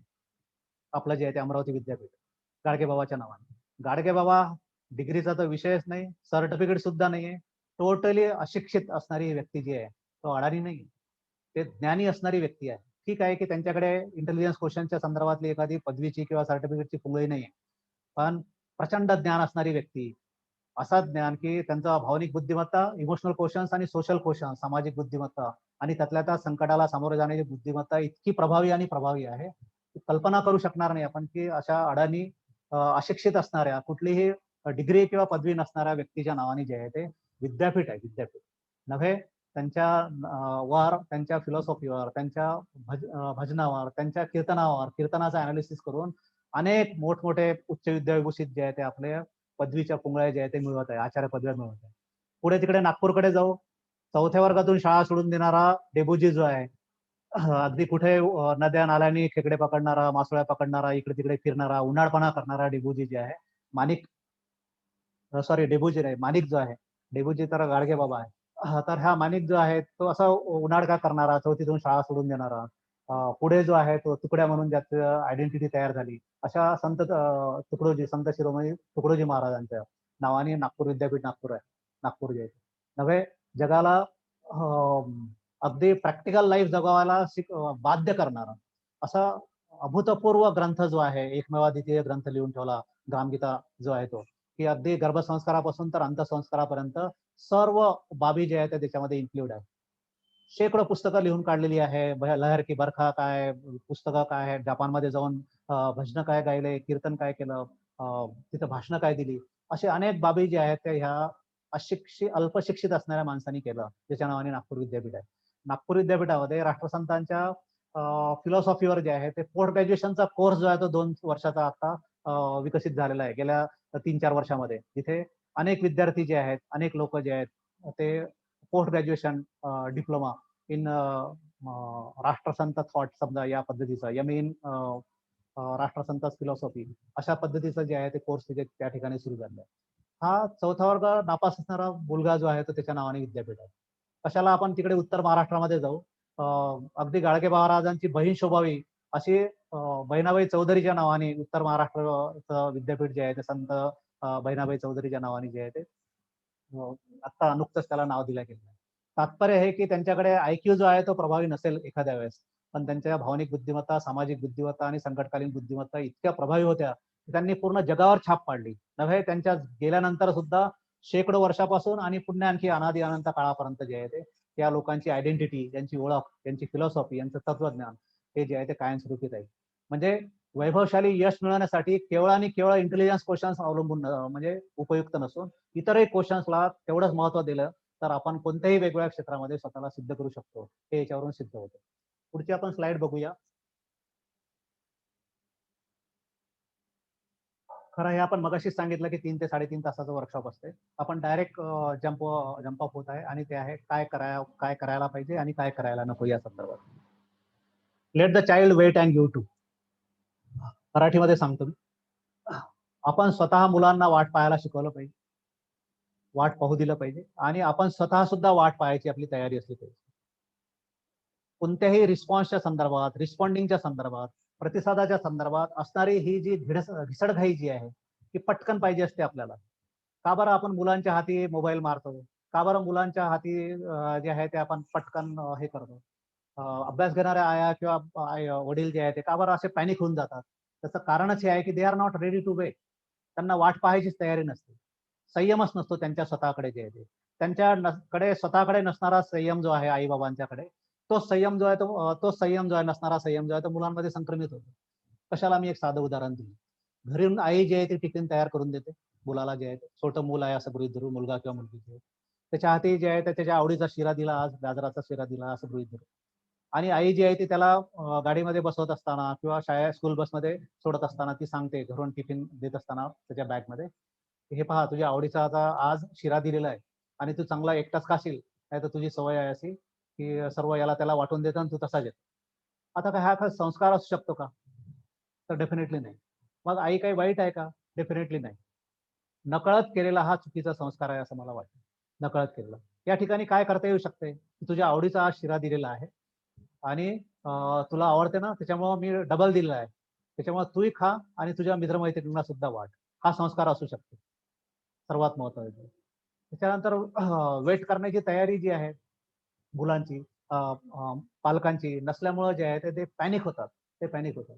अगदी कुठल्या तरी नर्सरीमध्ये किंवा KG1 मध्ये, KG2 मध्ये कमी जास्त झालेला जो त्यांचा पॉइंटर आहे, CGPA जो आहे, तर समजा मागच्या वेळेस जो आहे तो 9.5 होता आणि आता 9 जर झालेला असेल तर 0.5 मुळे जे आहे ते त्यांच्या पूर्ण घरावर आभाळ कोसळलेलं राहते. स्मशान शांतता राहते. स्मशान शांतता, जसं काय घरी कोणी गेलं बा अशी शांतता राहते 0.5 जे आहे. कारण त्यांना वाट पाहायची तयारी नाही. त्यांच्यामध्ये इम्प्रुव्हमेंट होऊ शकते, पुढे काहीतरी आपलं चांगलं होणार आहे या पद्धतीचा विचार त्यांच्याकडे नसतो आणि तेच जे आहे ते मिसिंग आहे. त्याच्यामुळं वाट पाहायची तयारी जाणीवपूर्वक विकसित करणे हा याच्या मागे सर्वात महत्त्वाचा पार्ट आहे. पुढे जे आहे ते लेट देम कम्युनिकेट, हा पार्ट आहे. Let them communicate and express. मुलांना बोलू द्या, मुलांना बोलू द्या, मुलांना एक्सप्रेस होऊ द्या, अभिव्यक्त होऊ द्या. चुकीचं बरोबर हा सेकंडरी पार्ट आहे. मुलं अभिव्यक्त होणं, व्यक्त होणं हे सर्वात महत्वाचं आहे. त्यातूनच मुलांचं संप्रेषण कौशल्य जे आहे ते विकसित होतं. घरामध्ये एखादा असा जर काहीतरी भयानक व्यक्ती असेल की जिथे मुलगा जो आहे तो थरथर कापतोय. आम्ही स्कूल ऑब्झर्वेशन किंवा क्लासरूम ऑब्झर्वेशन मध्ये बरेच वेळा शाळा भेटीमध्ये जातो आणि मुख्याध्यापक सांगतात की त्या मॅडम इतक्या छान आहे की पहिल्या वर्गामध्ये त्यांच्या पिन ड्रॉप सायलेन्स असतो म्हणते. पहिला वर्ग आणि पिन ड्रॉप सायलेन्स हे कुठेच जुळू शकत नाही. पहिल्या वर्गामध्ये जर पिन ड्रॉप सायलेन्स असेल तर त्या वर्गामध्ये शिक्षक नाहीये, तर त्या वर्गामध्ये घोस्ट आहे, भूत आहे किंवा काहीतरी भयानक व्यक्ती आहे असं मला वाटतं. पहिला वर्ग जो आहे तो आनंद घेणारा वर्ग. पहिल्या वर्गामध्ये जे आहे ते गोंधळ असेलच, पहिल्या वर्गामध्ये चुळबुळ जी आहे ती चाललेलीच असेल. त्या पद्धतीनं म्हणजे मुलांना चिडीत चूप, हाताची घडी आणि तोंडावर बोट, ही जी कन्सेप्ट आहे ही कन्सेप्टच नाही मुळात जी आहे ती आउटडेटेड म्हणणंच त्याला चुकीचं होऊ शकेल. शाळा म्हटलं की गोंधळ असेल, शाळा म्हटलं की खेळणं बागडणं असेल, शाळा म्हटलं की उड्या मारणं असेल, शाळा म्हटलं की ओरडणं असेल, ह्या सर्व बाबी ज्या आहेत त्या शाळेमध्ये अभिप्रेतच आहे. त्यातल्या त्यात बाल शिक्षणामध्ये तर ते आपण असेलच असेल. उच्च शिक्षणामध्ये आपण तसा विचार करू शकतो की इथे पिन ड्रॉप सायलेन्स आणि खूप छान जे आहे ते लोक आहेत. एक्सप्रेस होऊ देणं इथे सर्वात महत्वाचं आहे. Which is the which is the best skill in our life. तर the best skill in our life is to express our self. अभिव्यक्त होणं, स्वतः प्रश्न विचारणं, क्वेश्चन रेज करणं हे सर्वात महत्वाचं आणि महत्वपूर्ण स्किल आहे.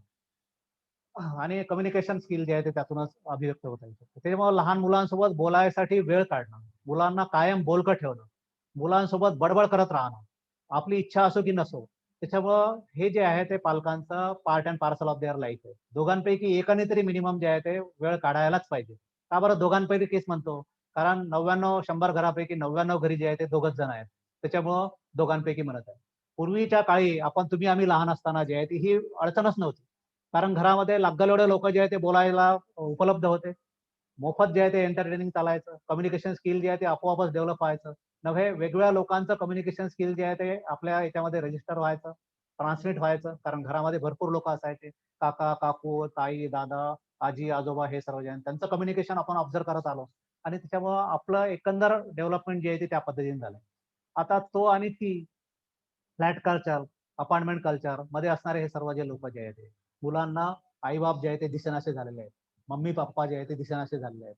व दिवसभरातून त्यांचा स्क्रीन टचचा स्पॅन जो आहे तो वाढलेला आहे आणि पेरेंट टचचा स्पॅन जो आहे तो खूपच रेड्यूस झालेला आहे. कॉर्पोरेट जगामध्ये काम करणारे आई बाबा जे आहेत ते मुलांच्या टचमध्ये जे आहे ते अत्यल्प आहेत, अत्यल्प. आणि मुलांचा त्याच्यामुळे स्क्रीन टच जो आहे तो वाढलेला आहे. ही भयावह गोष्ट आहे. जनरेट द कॅन ॲटिट्यूड आपण मी सांगेल. कॅन ॲटिट्यूड मुलांना एस बेटा तू करू शकतोस, करू शकतेस असं वारंवार म्हणणं. त्याच्या आवाक्यातली गोष्ट असो किंवा नसो. यातून अनेक गोष्टी ज्या आहेत त्या काय होणार आहेत, डेव्हलप होणार आहेत. ज्या वर्गामध्ये सुद्धा काही मॅडम, काही सर जे आहेत ते अशा सूचना देतात, की कसा रे म्हणते तू म्हणते या वर्गातला, तुझी बहीण पहा म्हणते 4थ्या वर्गातली आणि तू कसा बे म्हणते. अरे ती बहीण बहीण आहे, भाऊ भाऊ आहे. हे दोन वेगळे इंडिव्हिज्युअल आहे हे पहिल्यांदा आपण समजून घेऊया.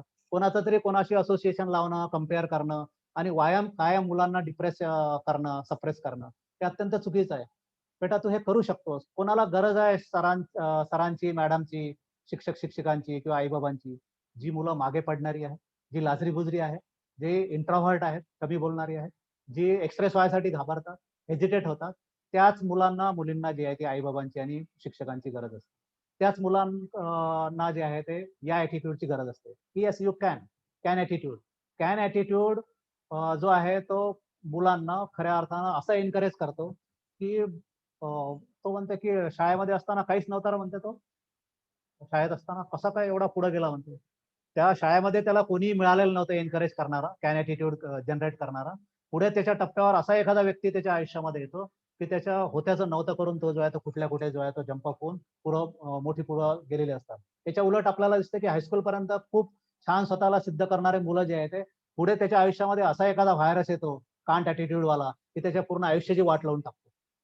तात्पर्य आहे की कॅन ॲटिट्यूड जनरेट करण्यासाठी खऱ्या अर्थानं कुटुंब संस्थेचं आणि अकॅडमिक इन्स्टिट्यूशनचं अनन्यसाधारण महत्व आहे. एस यू कैन, मैं हूं ना, तुम कर सकते हो, आप कर सकते हो. ये तो बहुत ही सीधी और बहुत ही सिंपल बात आहे. असं वारंवार रजिस्टर करणं, हॅमरिंग करणं मुलांवर हे आवश्यक राहते. Let them learn to dream. मुलांना मोठी स्वप्न पाहणं हे जे आहे ते आवश्यक आहे.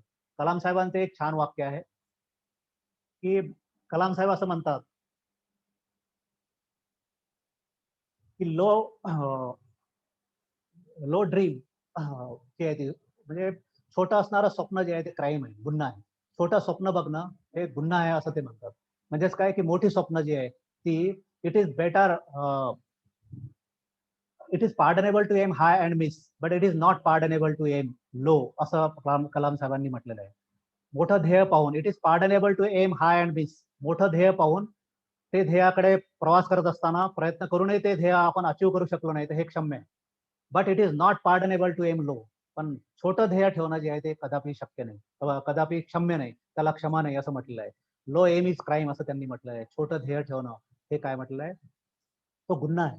त्याच्यामुळे मुलांना मोठी स्वप्न दाखवणं, मुलांना मोठ्या स्वप्नामध्ये जे आहे ते रममान करणं, मोठमोठ्या लोकांच्या स्वप्नांची पूर्ती कशी झाली यासाठी आईनी, बाबांनी, आजी आजोबांनी, घरच्या कुटुंबातल्या सदस्यांनी वेळ देणं, मोठमोठ्या छान छान लोकांच्या अगदी ऍडव्हर्स सर्कमस्टान्सेस मधून, प्रतिकूल परिस्थितीमधून स्वतःला सिद्ध करणाऱ्या लोकांच्या गोष्टी ऐकवणं, यातूनच मुलांचा मोठ्या स्वप्नाचा प्रवास जो आहे तो प्रशस्त होत असतो. नंतर आहे जनरेट द ओनर्स ॲटिट्यूड. मी आपल्याला नम्रपणे सांगेल की इथून पुढे असणारी जी मुलं आहेत, शिकणारी मुलं मुली जी आहेत, त्यांना नोकऱ्या मिळणे हे जवळजवळ अशक्यप्राय गोष्ट आहे. त्यातल्या त्यात सरकारी नोकऱ्या मिळणे जे आहे ते अशक्यप्राय गोष्ट असणार आहे. कारण गव्हर्नमेंट सेक्टर जे आहे ते प्रायव्हेटायझेशन कडे वळलेलं आहे. प्रायव्हेटायझेशन मध्ये जे आहे ते सर्वसामान्य लोकांचं म्हणजे चालणार नाही. Those who have the ability to present themselves, त्यांना स्वतःला सिद्ध करण्याची ज्यांच्याकडे एबिलिटी आहे, तेच लोक जे आहे ते खासगी क्षेत्रामध्ये टिकणार आहे. अशा आणि खासगी किंवा सरकारी मिळून असून असून किती नोकऱ्या असणार आहेत. कारण शिकणाऱ्या लोकांचा, पदव्या मिळवणाऱ्या लोकांचा रेशिओ जो आहे तो वाढलेला आहे. अशा पार्श्वभूमीवर सर्व शिकलेल्या लोकांना नोकऱ्या मिळणार नाही. मग त्यांच्याकडे असणारे सॉफ्ट स्किल्स आहे, त्यांच्याकडे असणारे कौशल्य आहे, त्यांच्याकडे असणारे व्यावसायिक कौशल्य आहे, त्यांच्याकडे असणाऱ्या बाकीचे गट्स जे आहेत, त्यातून मुलं जे आहेत ते स्वतःचा व्यवसाय सुरू करणे आणि स्वतःच्या पायावर उभं राहून स्वतः मालक बनणे. कुठल्याही डिपार्टमेंटला काम करणारी व्यक्ती जी असो, मग प्रायव्हेट असो की गव्हर्नमेंटच्या सेक्टरमध्ये, तो नोकरच असतो. He is a servant. तो नोकरच आहे. पण कुठलाही छोटा व्यवसाय करणारा जरी व्यक्ती असेल तर तो ओनर आहे, तो मालक आहे. त्याच्यामुळं ओनर्स ॲटिट्यूड जनरेट करणं लहानपणापासून, तो मालक बनणं, इंडस्ट्रियलिस्ट बनण्यापासून तर अगदी मोठमोठ्या उद्योगामध्ये किंवा व्यवसायामध्ये स्वतःला सिद्ध करण्याची कुवत जी आहे ती तुझ्यामध्ये आहे, अशा पद्धतीचा ॲटिट्यूड मुलांमध्ये डेव्हलप करणं, त्याला म्हटलेलं आहे जनरेट द ओनर्स ॲटिट्यूड. आणि त्या दृष्टीने आई-बाबांनी जाणीवपूर्वक प्रयत्न करणं जे आहे ते गरजेचं आहे. पुढे डूज मध्येच आणखी 2-3 आहेत. Generate the research attitude. सर्वात मोठी वानवा काय असेल आई-बाबांच्या आणि पालकांच्या याच्यामध्ये म्हणजे शाळांमध्ये, तर मुलांचा संशोधक वृत्ती जी आहे ती विकसित होण्यामध्ये जे आहे ते दोन्ही संस्था ज्या आहेत त्या अपुऱ्या पडत आहेत. कारण सर्व लोकांचा फोकस जो आहे तो कुठल्या तरी प्रोफेशनल याच्यावर असतो. कोणाला तरी एमबीबीएस व्हायचं असते, कोणाला इंजिनियर व्हायचं असते, कोणाला डॉक्टर व्हायचं असते, कोणाला आणखी दुसऱ्या कुठल्या तरी याच्यामध्ये जे आहे ते जायचं असते.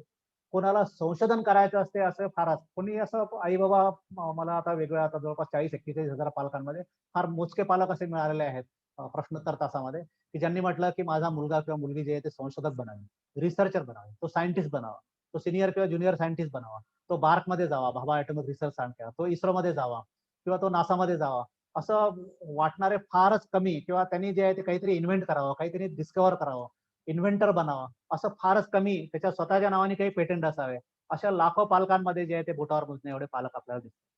सर्वात महत्वाचं आहे रिसर्च ॲटिट्यूडची वानवा. रिसर्च ॲटिट्यूड, रिसर्च ॲटिट्यूड जो आहे तो चुकाशी, जसं मगाशी म्हटलं आपण की फ्रीडम टू कमिट मिस्टेक, यातूनच रिसर्च जे आहे ते डेव्हलप. जो कोणते इन्व्हेन्शन्स आणि डिस्कवरीज झालेल्या आहेत त्या ज्या आहेत त्या चुकांमधून शिकत शिकतच झालेल्या आहेत. जो चुकणार नाही तो शिकणार नाही. सरळ सरळ जे आहे ते ट्रायल अँड एररमधूनच झालेलं आहे. जेवढे काही संशोधक पाहू आपण, त्यांची जर जीवनी आपण बघितली तर आपल्याला पाहायला मिळेल की त्यांनी शेकडो चुका केलेल्या आहेत आणि त्यातून ते शिकत शिकत जे आहे ते स्वतःच्या नावाने जे आहे ते त्यांचे संशोधन आपल्याला पाहायला मिळतं. रिसर्च ॲटिट्यूड डेव्हलप करणे. नंतर generate the self esteem. Self esteem, स्वची जाणीव मुलांमध्ये स्वची जाणीव जी आहे ती विकसित करणे. स्वची जाणीव मध्ये आपल्यामध्ये असणारे जे पोटेन्शियल आहेत, आपल्यामध्ये असणारे जे काही प्लस मायनस पॉईंट्स आहे, आपल्यामध्ये असणारे जे काही मेरिट्स आणि डिमेरिट्स आहे, याचं अनालिसिस स्वतःहून स्वतःला करता येईल. हे पुढच्या टप्प्यावर जे आहे ते साधारणतः टीनेज पासून हा टप्पा जो आहे तो सुरू होतो. त्याला युनोच्या युनायटेड नेशन ऑर्गनायझेशनची जी काही 10 जीवन कौशल्य सांगितली आहे, त्यातलं पहिलं जीवन कौशल्य आहे सेल्फ इस्टीम. स्वची जाणीव. मी नागपूरच्या बोबडे नावाच्या कवीच्या 4 ओळी नेहमी सांगत असतो याच्या संदर्भात. तो असं म्हणतो की सागर पोहत बाहुबळाने, नाव तयास मिळो न मिळो रे. जो सागर पोहून जाण्याची हिंमत ठेवतो त्याला मध्ये नाव मिळाली काय किंवा नाही मिळाली काय काही फरक पडत नाही. सागर पोहत बाहुबळाने, नाव तयास मिळो न मिळो रे.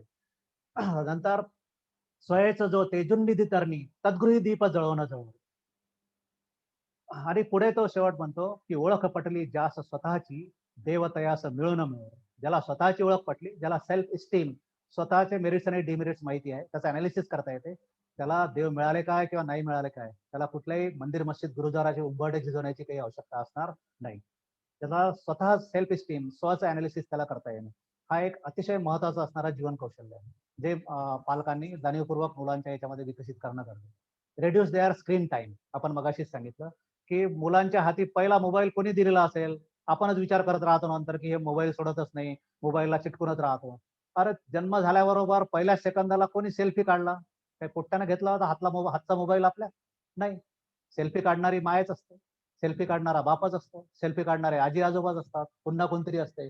जन्माला आल्याबरोबर पहिल्या मिनिटामध्ये जर त्याची सेल्फी अपलोड होत असेल सोशल मीडियामध्ये, आणि आपण नंतर बोमा मारायच्या की जो जो आहे तो मोबाईलला चिटकूनच आहे. ज्या वेळेस मला वेळ नसतो किंवा मला वेळ द्यायची तयारी नसते, त्या वेळेस मुलांच्या हाती लहानपणी आपणच मोबाईल कुचकलेला आहे, नव्हे त्यांच्या हाती फेकलेला आहे. आणि त्याच्याचमुळे मुलं जे आहे ते मोबाईल पासून विभक्त होऊ शकत नाही. आपणच त्यांच्या हाती मोबाईलची सवय लावली, आणि नंतर मग आपण ज्यावेळेस आपल्याला आता जिवारी येत आहे अभ्यास न करता तो मोबाईलच्या मागे, त्यावेळेस मोबाईल हे एक असं डिव्हाइस आहे, ते एज्यू डिव्हाइस सुद्धा आहे. म्हणून तो केव्हा वापरायचा केव्हा वापरायचा नाही या संदर्भातली जाण जी आहे ती पालकत्वामध्ये आणि स्कूल टायमिंग मध्ये सुद्धा हे करता येऊ शकते. डेलिबरेट फ्रेंडशिप विथ दिव्यांग हे सर्वात महत्वाचं आहे. मी आपल्याला नम्रपणे सांगेल की ज्या आई बाबांना अव्यंग असणारी मुलं आहेत, त्यांना व्यंगत्व नाहीये, दिव्यांग नाहीये, हँडिकॅप नाही आहेत मुलं, अशा आई बाबा जे आहेत ते दिव्यांग मुलांच्या सोबत आपल्या मुला मुलींना मैत्री करू देत नाही. आणि इथंच आपण गल्लत करतो. हँडिकॅप असणारे मुलं जी आहेत, अपंग असणारी जी मुलं आहेत, त्यांच्यासोबत प्रत्येक आई बाबांनी जाणीवपूर्वक आपल्या मुला मुलींची मैत्री जी आहे ती करून देणं, हे पेरेंटिंगचं पहिलं काम आहे असं मला वाटतं. मगाशी जे आपण 3 क्वेश्चन्स पाहिले, इमोशनल क्वेश्चन्स, सोशल क्वेश्चन्स आणि ॲडव्हर्सिटी क्वेश्चन्स, ह्या तिन्ही क्वेश्चन्स जे आहेत त्याला सामाजिक बुद्धिमत्ता, भावनिक बुद्धिमत्ता आणि भावनिक बुद्धिमत्ता, सामाजिक बुद्धिमत्ता आणि संकटकालीन बुद्धिमत्ता, ह्या तिन्ही बुद्धिमत्ता विकसित होण्यामध्ये दिव्यांग मुलांसोबतची, मुला मुलींसोबतची मैत्री जी आहे ती मुलांच्या आयुष्यामध्ये अनन्यसाधारण महत्व कॉन्ट्रीब्युट करते, हे मी आपल्याला नम्रपणे सांगेन. आपण नक्की जे आहे ते लक्षात ठेवावं की आपल्या मुला मुलींच्या आयुष्यामध्ये एखादा अपंग किंवा दिव्यांग मुलगा मुलगी, मित्र किंवा मैत्रीण नसेल, तर त्यांना जाणीवपूर्वक दिव्यांग मुला मुलींच्या शाळांमध्ये न्यायला लावून, आपण स्वतः घेऊन जाऊन तिथे भेटी देऊन, त्याच्यानंतर असेल एखादा मुलगा मुलगी त्याच्या वर्गामध्ये, तर जाणीवपूर्वक त्याच्याशी मैत्री करायला लावून केल्यामुळं काय होणार आहे की आपोआपच हेल्प करणे आहे, असिस्ट करणे आहे, सपोर्ट करणे आहे, त्याच्यानंतर एखाद्याला आपोआप मदत करणे आहे, ह्या सर्व ज्या बाबी आहेत इमोशनल क्वेश्चन्सच्या आणि सोशल क्वेश्चन्सच्या, संकटामध्ये सामोरं जात असतानाची बुद्धिमत्ता ही आपोआपच मुलांची विकसित होते. त्याच्यासाठी कोणतेही तत्वज्ञान त्यांना पाजावं लागत नाही.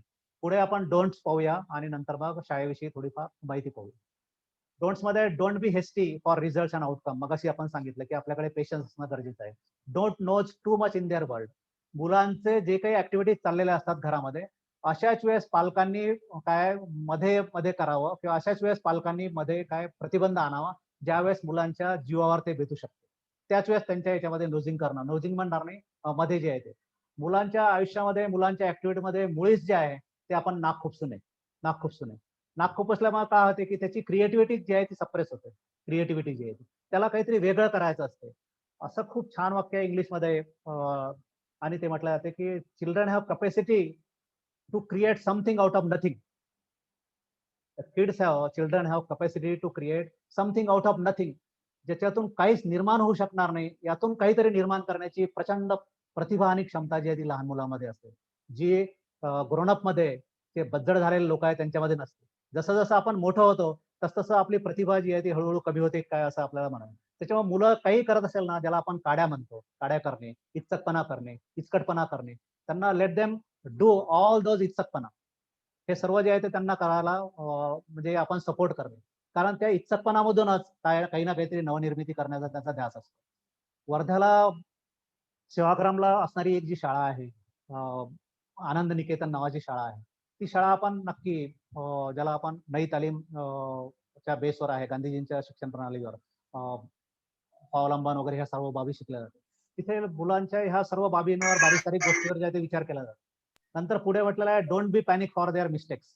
मुलांच्या चुकाच्या संदर्भात खूप काळजी करण्याचं कारण नाही. चुका करत आहेत मुलं म्हणजे काही ना काहीतरी करत आहे. तुम्ही जर म्हणत असाल की असं काही लोक म्हणतात की 20 वर्ष झाले म्हणते, साधी एक ऑडिओ बंद करा कोणी.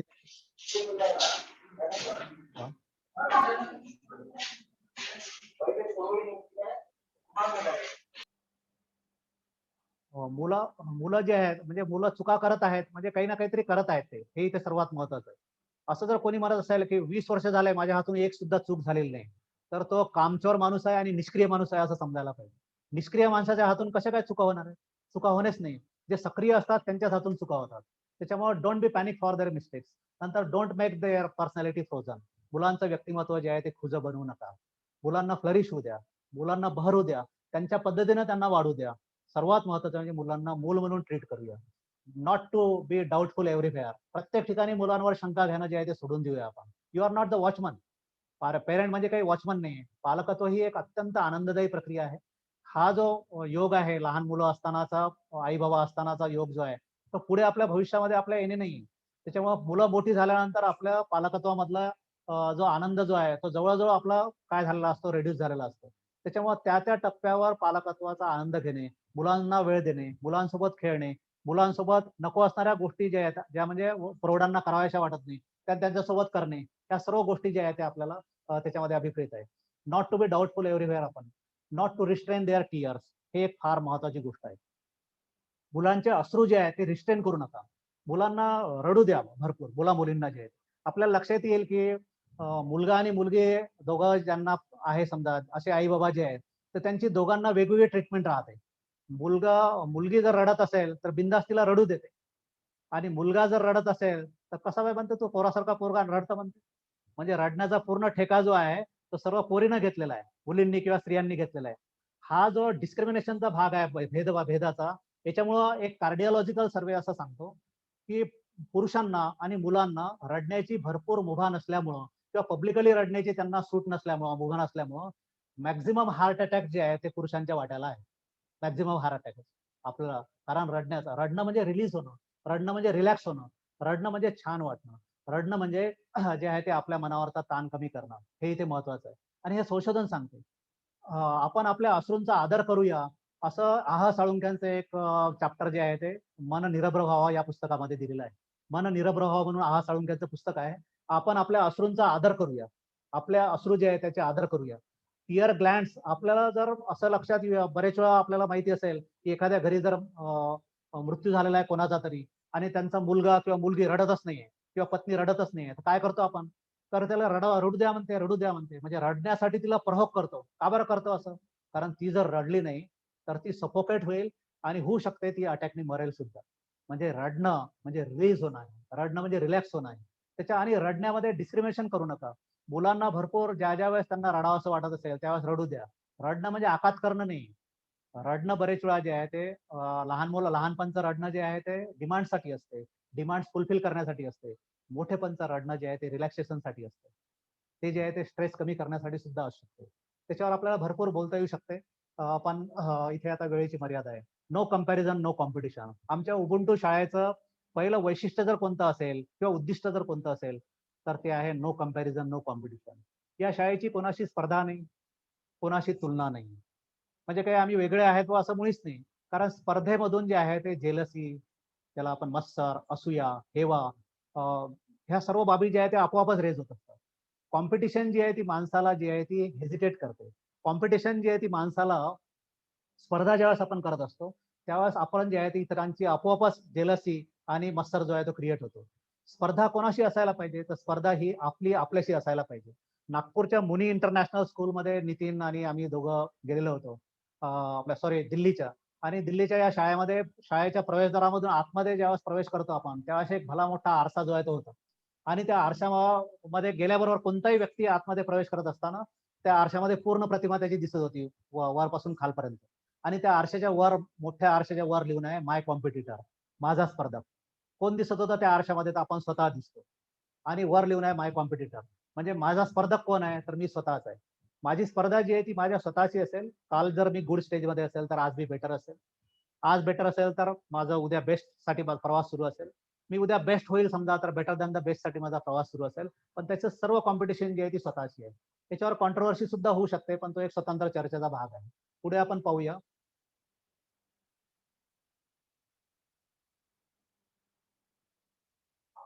असं साधारणतः पालकत्वाशी संबंधित ह्या गोष्टी आहेत. इन्स्ट्रक्शन्स अँड कमांड जी एक पहिली आपली आहे ती मी सांगतो आणि नंतर मग आपल्याला शाळेकडे वळता येऊ शकते. इन्स्ट्रक्शन्स अँड कमांड्स जे आहेत, सूचना आणि आज्ञा, ह्या याचं अनालिसिस झालेलं आहे.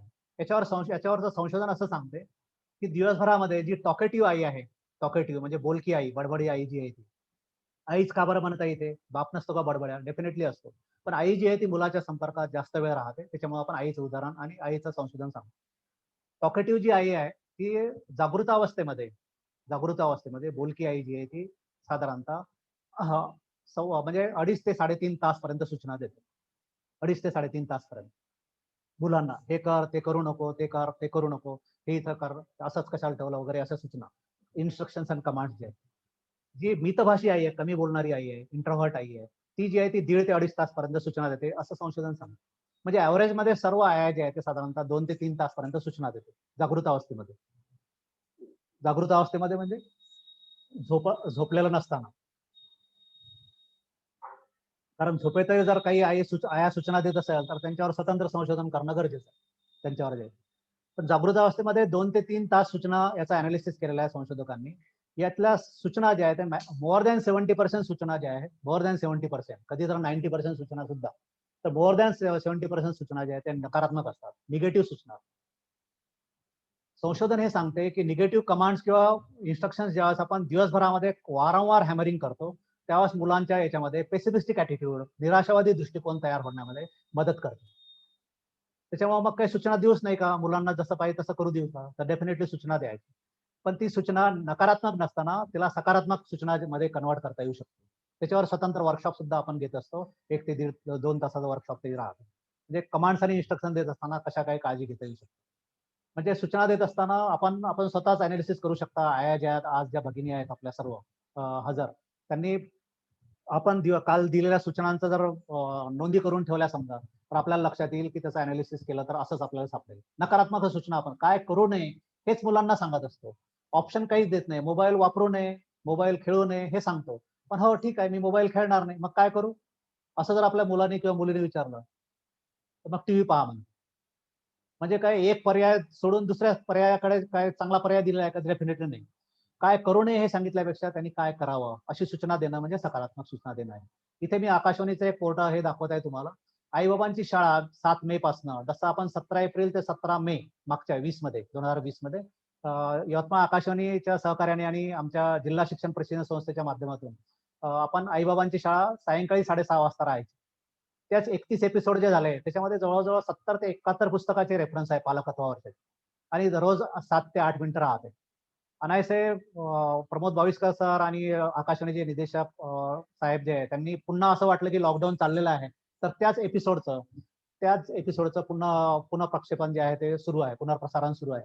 दररोज सकाळी 7 वाजता जे आहे ते आई-बाबांची शाळा, रोज तुम्ही 7 वाजतापासून 7-8 मिनिटं पुढचे जे आहे ते आवर्जून काढून ठेवा. ती क्लिप ऐकल्यानंतर आपल्याला जवळजवळ पालकत्वाशी संबंधित जे आहे ते 70-71 पुस्तकं वाचल्याचा आनंद मिळेल, नव्हे त्याचे रेफरन्सेस मिळेल, काय करावं काय करू नये या संदर्भातली बऱ्यापैकी सुस्पष्टता जी आहे ती आई-बाबांची येईल. म्हणून आपण म्हटलेलं आहे की don't miss to enjoy parenting. पालकत्व ही एक आनंददायी प्रक्रिया आहे.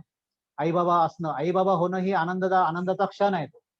पण ती जी प्रोसेस आहे तो क्षण नसून ती जी एक प्रोसेस आहे आणि ती प्रोसेस आपल्या बाळाच्या जन्माला येण्याच्या अगोदरपासूनच सुरू असते.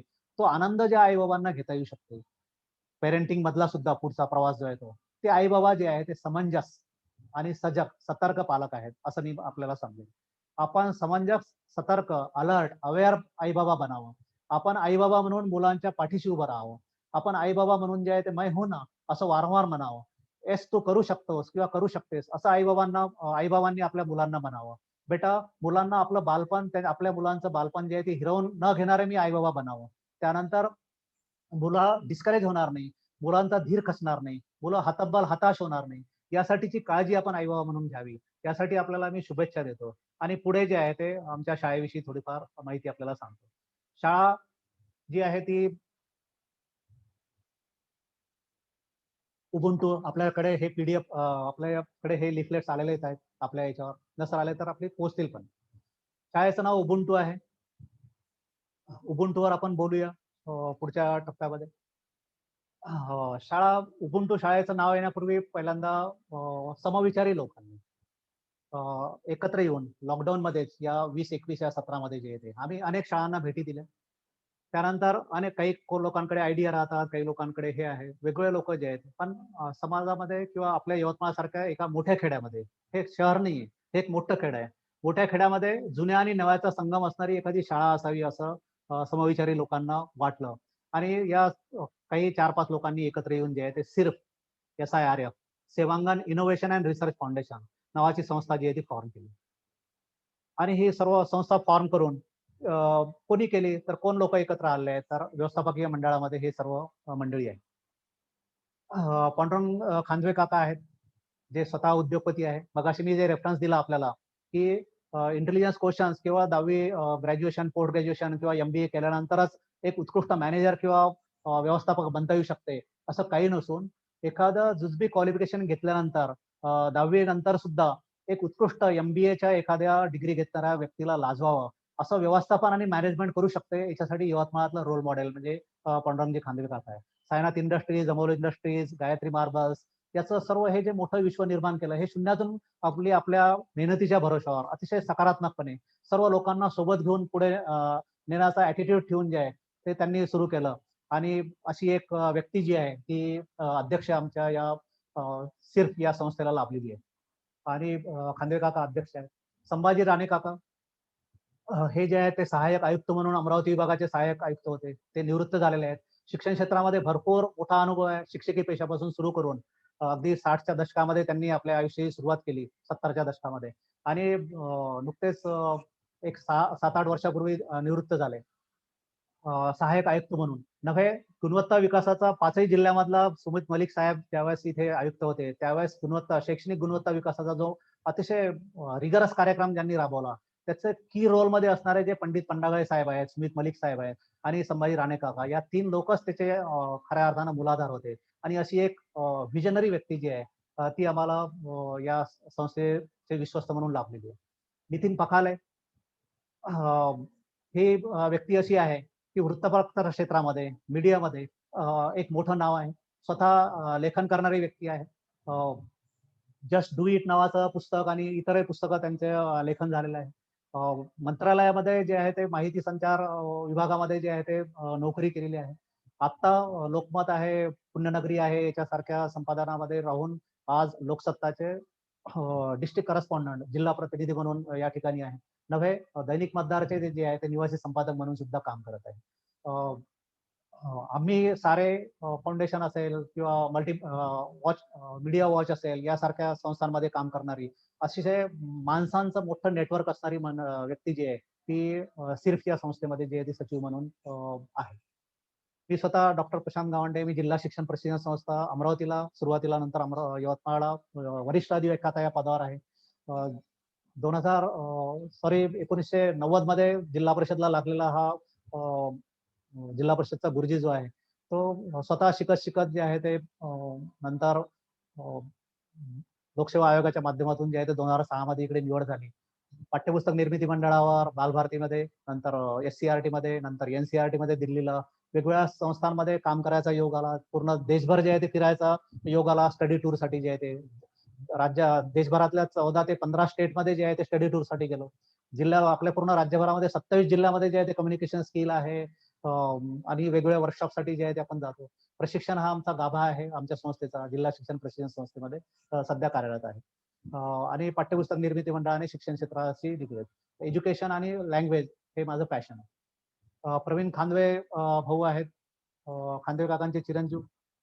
हे जे आहे ते सिव्हिल इंजिनियर आहेत स्वतः. जे आहे ते कन्स्ट्रक्शन मध्ये फील्डमध्ये एक मोठं नाव आहे, PVR नावाची कन्स्ट्रक्शन कंपनी.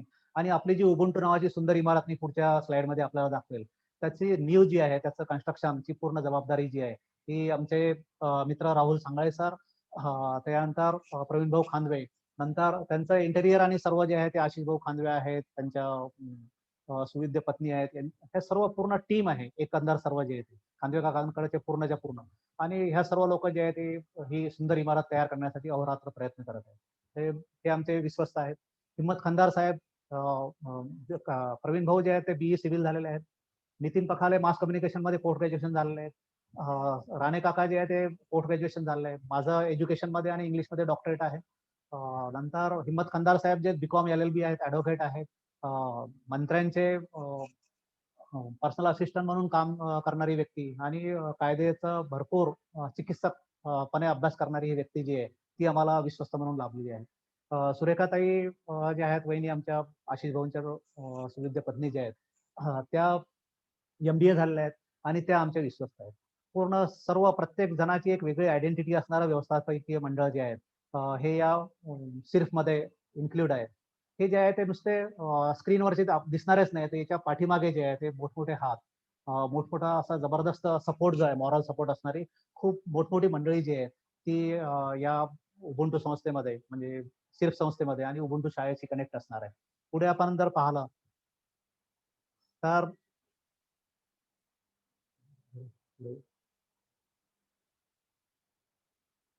इमारत आपली आत्ताच आपण जे पाहिलं की राहुल सांगळे सरांच्या एस्थेटिक सेन्स मधून, नंतर प्रवीण भाऊ कांदवे, आशिष भाऊ, सर्व ही जी टीम आहे तिच्या माध्यमातून अशी इमारत आपली उबुंटूची असणार आहे. यवतमाळपासून आपण जर पाहिलं समजा आता तर टाटा मोटर्स जे आहे जाम रोडला गेल्यानंतर वादाफळे मंगल कार्यालयाच्या पुढे काही अंतर गेलं की आपण बहिरम टेकडी आहे. बहिरम टेकडीच्या पुढे खाली उतरलं की पहिलं शेत जे आहे लेफ्ट साईडला, ते शेत जे आहे ते त्या शेतावर ही इमारत जी आहे ती भव्य झालेली आहे. स्लॅब पडलेला आहे. जुलैपर्यंत आवश्यक असणारे जे काही रूमचं कन्स्ट्रक्शन जे आहे ते पूर्ण होणार आहे आणि त्या ठिकाणीच आपली शाळा नंतर शिफ्ट होणार आहे. तत्पूर्वी प्ले झोनच्या संदर्भात मी आपल्याला दाखवेल. बाजूला असणारं गार्डन, बाहेर मागे असणारे पूर्ण निसर्गाची भरभरून असणारी देन, टेकड्या, हिरवा कंच असणारा निसर्ग सोबतीला, अशा याच्यात आम्ही निसर्ग शाळा मुलांना मुलांच्या पद्धतीनं नैसर्गिक पद्धतीनं शिकवणारी ही नेचर स्कूल जी आहे ती दूर दूरपर्यंत कुठे नसणारी ही नेचर स्कूल जी आहे ती यवतमाळमध्ये आता जी आहे ती एस्टॅब्लिश होत आहे आणि उदयास येत आहे. त्या शाळेच्या निमित्तानेच आपण आज जे आहे ते आई बाबांच्या शाळेमध्ये जे आहे ते एकत्र आलेलो आहे. अशी ही प्रपोज स्कूल बिल्डिंग आहे. आपण प्रत्यक्ष यावं, परिसराला भेट द्यावी अशी सर्वांना मी विनंती पण करेल. पुढे आपण जर पाहिलं तर उबुंटूचे काही नर्चरिंग इन नॅचरल आहे. मुलांची इथे नैसर्गिक पद्धतीनं वाढ होऊ देणार आहे. इथे होमवर्क नाही आहे, पनिशमेंट नाही आहे. आपण पुढे जे आहे ते कॅरेक्टरशीच वाचणारच आहे. आणि मी मराठीमधले कॅरेक्टरशीच वाचतो. उबुंटू नेमका काय आहे? उबुंटू ही एक फिलॉसॉफी आहे. उबुंटूचा अर्थ आहे मी आहे कारण आम्ही आहोत.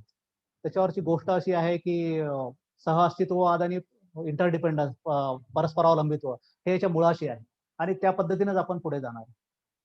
मी आहे कारण आम्ही आहोत. सर्वांनी मिळून पुढे जायचं असते, अशी ही फिलॉसॉफी आहे. डेस्मंड टुटू नावाचे आर्क बिशप आहे, त्यांनी ही फिलॉसॉफी तयार केली. नेल्सन मंडेला जे राष्ट्राध्यक्ष होते साऊथ आफ्रिकेचे, ते नेहमी हा शब्द वापरायचे. उबुंटू म्हणजे सर्वांनी हातात हात मिळून जे आहे ते एकत्रपणे जे आहे ते मोठी झेप घेणे आणि शिक्षणाचं उद्दिष्ट तेच आहे. सहअस्तित्ववाद, परस्परावलंबित्व, एकमेकांवर आपण अवलंबून आहे. आपण एकमेकांच्या सहकार्याने पुढे जायचं असते, सर्वांनी मिळून पुढे जायचं असते. वसुदैव कुटुंबकम ही जी आहे, पावते आवाज साऊंड म्यूट करा तुम्ही. ह्या उबुंटू मध्ये जे आहे ते आपल्याला दिसून पडेल. इथे पहा आता उबुंटू नेमकं काय आहे? तर उबुंटू आहे बालकेंद्रीय शिक्षणाचं ओएसिस. ओएसिस वाळवंटामध्ये जे थोडंफार जलाचा साठा असतो किंवा दिसणारा जे आहे त्याला ओएसिस आपण म्हणतो. म्हणजे शिक्षण क्षेत्रामध्ये काही वाळवंट निर्माण होत आहे असं मी मला भुईच सुचवायचं नाही. पण जिकडे तिकडे ती रॅट रेस लागलेली असताना मुलांना मूल म्हणून ट्रीट करणारी, मुलांना मूल म्हणून जगू देणारी, मुलांना मूल म्हणून विकसित करणारी एखादं कुठलं तरी दालन आपल्या यवतमाळमध्ये असावं असं आम्हाला वाटलं आणि म्हणून हे ओएसिस. प्राचीन आणि आधुनिक शिक्षण पद्धतीचा सुरेख संगम या ठिकाणी असणार आहे. मुलांना तिथे गाय धुण्यापासून तर शेतामध्ये किंवा अगदी बागेमध्ये काम करण्यापासून तर स्वावलंबनापासून ह्या सर्व बाबीपासून तर अगदी रोबोटिक्स इंजिनियर आहे किंवा आर्टिफिशियल इंटेलिजन्स आहे इथपर्यंत नवीन आणि जुनं याचं कॉम्बिनेशन जे आहे ते आम्ही हळूवारपणे पुढे जाणार आहे. इथली मुलं जी आहे ती काल, आज आणि उद्याची सांगड असणार आहे. जुनं, नवीन आणि भविष्य काळामध्ये अपेक्षित असणारं शिक्षण जे आहे ते ज्ञानाची आणि मनाची दारं उघडण्याचं हे दालन आहे. ज्ञानाची आणि मनाची दारं उघडणार खऱ्या अर्थानं. म्हणजे कन्स्ट्रक्टिव्हिस्ट अप्रोच मधून मुलांना मुलांच्या पद्धतीनं समोर जाऊ देऊन, मुलांना त्यांच्या एकंदर क्रिएटिव्हिटीला वाव देऊन, त्यांच्या परसेप्शनला प्रहोक करून त्या ठिकाणी जे आहे ते आपण मुलांचं विकसन करणार आहे. बालकांना बहुभाषिक बनवणारी प्रयोगशाळा अशी ही शाळा असणार आहे. मुलांना हिंदी, इंग्रजी, मराठी हे तर येणारच आहे. इंग्रजी तर येणारच आहे कारण इंग्रजी माध्यमाची शाळा आहे. CBSE पॅटर्नची शाळा असणार आहे. NCERTचे पुस्तकं आपण सर्व वापरणार आहे. कुठल्याही प्रायव्हेट प्रकाशनाची पुस्तकं वापरणार नाही. म्हणजे NCERTचे बुक्स असणार आहे. त्याच्यानंतर CBSEचं अफिलिएशन असणार आहे. बालशिक्षणामध्ये आपण मॉन्टेसरी पद्धतीने पुढे जाणार आहे. असं साधारणतः आपल्या या शाळेचं स्वरूप असणार आहे. बहुभाषिक म्हणजे इंग्रजी, हिंदी, मराठी हे तर असणारच आहे. पण भारतामधल्या ज्या काही वेगवेगळ्या रिजनल टंग आहे, प्रांतीय भाषा असेल, गुजराती असेल, त्याच्यानंतर बेंगॉली असेल, इकडे हे असेल, आसामी असेल, इकडे तमिळ असेल, तेलुगू असेल, मल्याळम असेल, ह्या सर्व भाषा याच्यापैकी एक भाषा जी आहे ती 6वी मध्ये त्याला सुरुवात असेल व्हर्च्युअल क्लासरूमच्या माध्यमातून, व्हर्च्युअल लॅबमध्ये, आणि त्या लॅबमध्येच या पद्धतीची भाषा जी आहे ती पुढे जाईल आणि 10वीतून बाहेर पडत असताना तो ही भाषा जी आहे ती आत्मसात करेल. तसं ऍटलिस्ट स्पोकन फॉर्म आणि लिहिता येणं या पद्धतीचे होते. नंतर फॉरेन लँग्वेज जे आता डिमांड आहे किंवा भविष्यामध्ये डिमांड असणार आहे, मग जर्मन असेल, फ्रेंच असेल, स्पॅनिश असेल, अशा ज्या भाषा आहेत, जपानीज असेल, ह्या भाषांपैकी ज्या 5-6 भाषा असेल त्या व्हर्च्युअल लॅबमध्ये, आपल्या व्हर्च्युअल लँग्वेज लॅबमध्ये त्यापैकी एक भाषा ऑप्शनमध्ये मुलांना असेल 6वी पासून जे आहे ते, म्हणजे English, Hindi, Marathi, one or the other regional tongue, प्रांतीय भाषा कोणती तरी एक, आणि फॉरेन लँग्वेज विदेशी भाषांपैकी एक भाषा, अशा 5 भाषा घेऊन 10वीतून प्रत्येक मुलगा आणि मुलगी जे आहे ते बाहेर पडेल. म्हणून आपण बहुभाषिक शाळा बनवणारी प्रयोगशाळा असं आपण याला म्हटलं. निसर्गाशी, पर्यावरणाशी, माणसांशी जोडणारं जग या शाळेमध्ये असणार आहे खऱ्या अर्थानं. युनिफॉर्म सुद्धा वेगळ्या पद्धतीचा असणार आहे. तो किती दिवस असायचा हे यासाठी सुद्धा स्ट्रॅटेजी ठरलेली आहे. सर्व क्रिस्टल क्लिअर आयडिया आहे. सर्व प्लॅनिंग तयार आहे.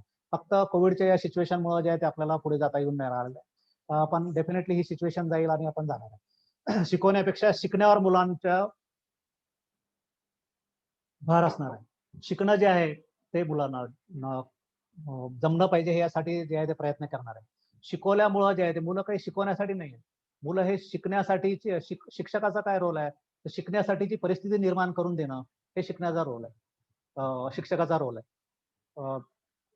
स्वामीजींचं एक वाक्य आहे की education is the manifestation of perfection which is already in human being.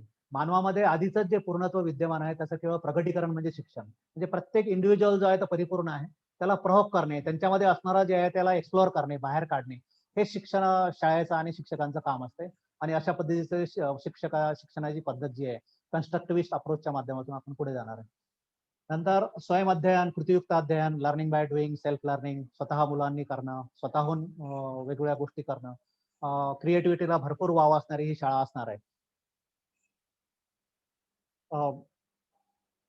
पालकांची सुरुवातीला ज्या काही प्रवेश झाले त्यांचे आपण आपल्या उबुंटूचं कार्यालय जे आहे ते सत्यनारायण लेआउटमध्ये अपर्णा मार्बल्सच्या समोर आहे. आमच्याकडेच आहे समजा, घरी वर जे आहेत, आणि लोकल कार्यालय म्हणजे स्थानिक कार्यालय जे आहे ते कार्यालयाच्या वरच जे आहे स्पोकन इंग्लिशचा एक क्लास आहे. इथे कार्यालयाच्या वर एक लर्निंग झोन तयार झालेला आहे. कार्यालयाची ही जी आहे ती पेरेंट्स मीट ज्यावेळेस होईल समजा कमी लोकांची, ही पहिली पेरेंट्स मीट आपली झालेली आहे. त्या ठिकाणी उबुंटू शाळेविषयी सर्व पालकांना सांगितलं गेलं.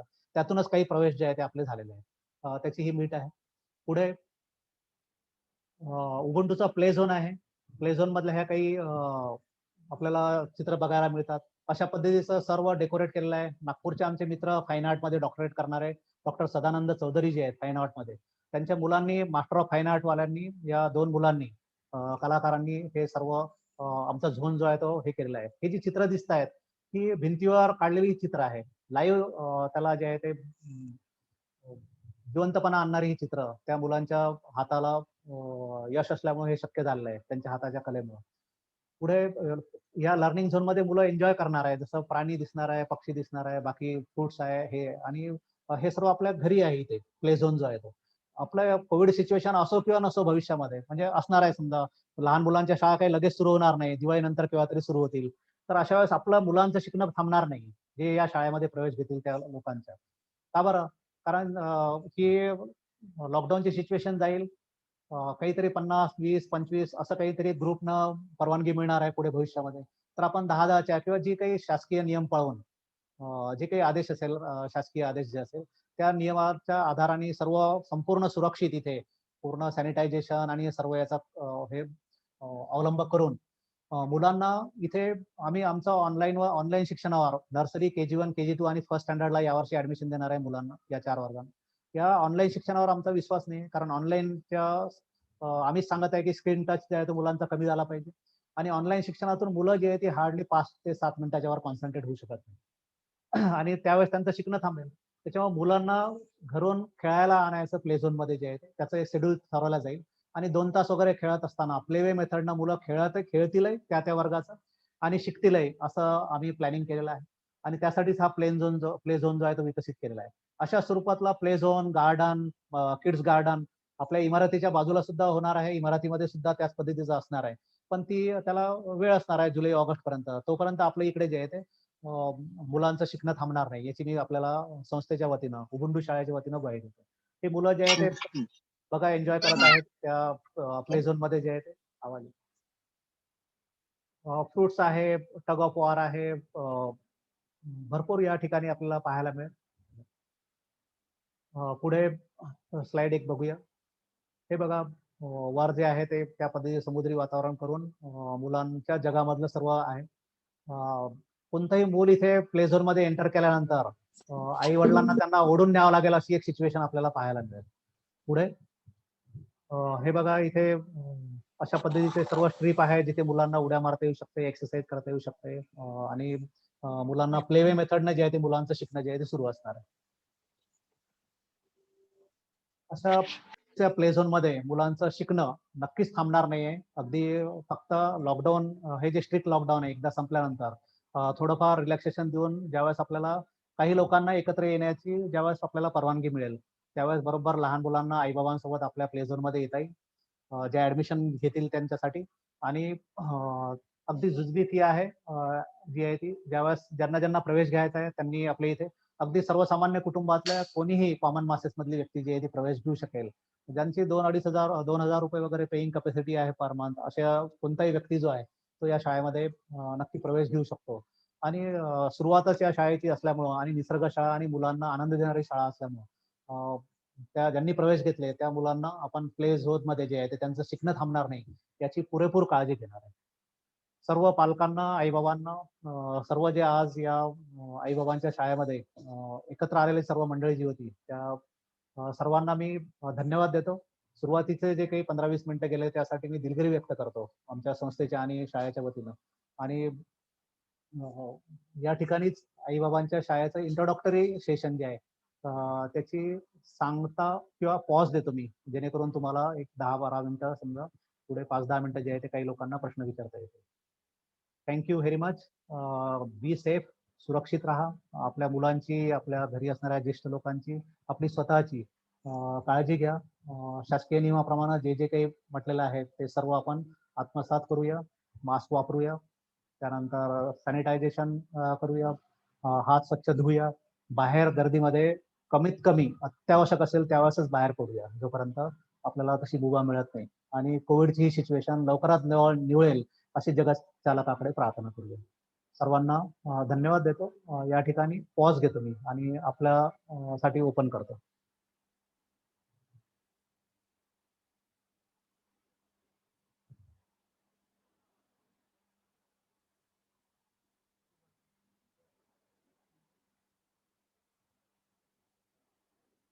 शंका असेल, प्रॉब्लेम असेल विचारू शकता. युट्यूबवरची जी आईबाबा मंडळी आहे, पालक मंडळी आहे ते चॅटबॉक्स मध्ये टाकू शकतात आणि झूमवरची जी आहे ते डायरेक्ट विचारू शकता. त्यांनी आपला ऑडिओ जो आहे तो अनम्यूट करायचा आणि व्हिडिओ मध्ये सुद्धा तुम्ही हे करू शकता. Any problem?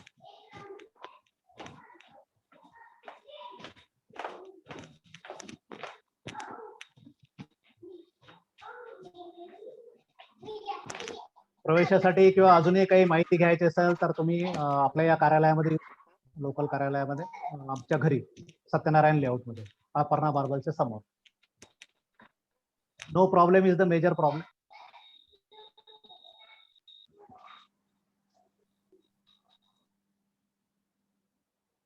काही विचारायचं असेल तर बिंदास विचारा. काही मी वेगळा नाही आहे किंवा आपल्या परिवारातलाच आहे. कोणती अगदी जुजबी मधली जुजबी समस्या जरी असेल आपल्या मुलांशी संबंधित, पालकत्वाशी संबंधित तरी विचारू शकता. किंवा यातलं जे काही आपण आतापर्यंत संवाद साधला त्यातलं हे पटलं नाही, हे बरोबर नाही, हे चुकीचं आहे असं सुद्धा ऑब्जेक्शन सुद्धा घेऊ शकतो.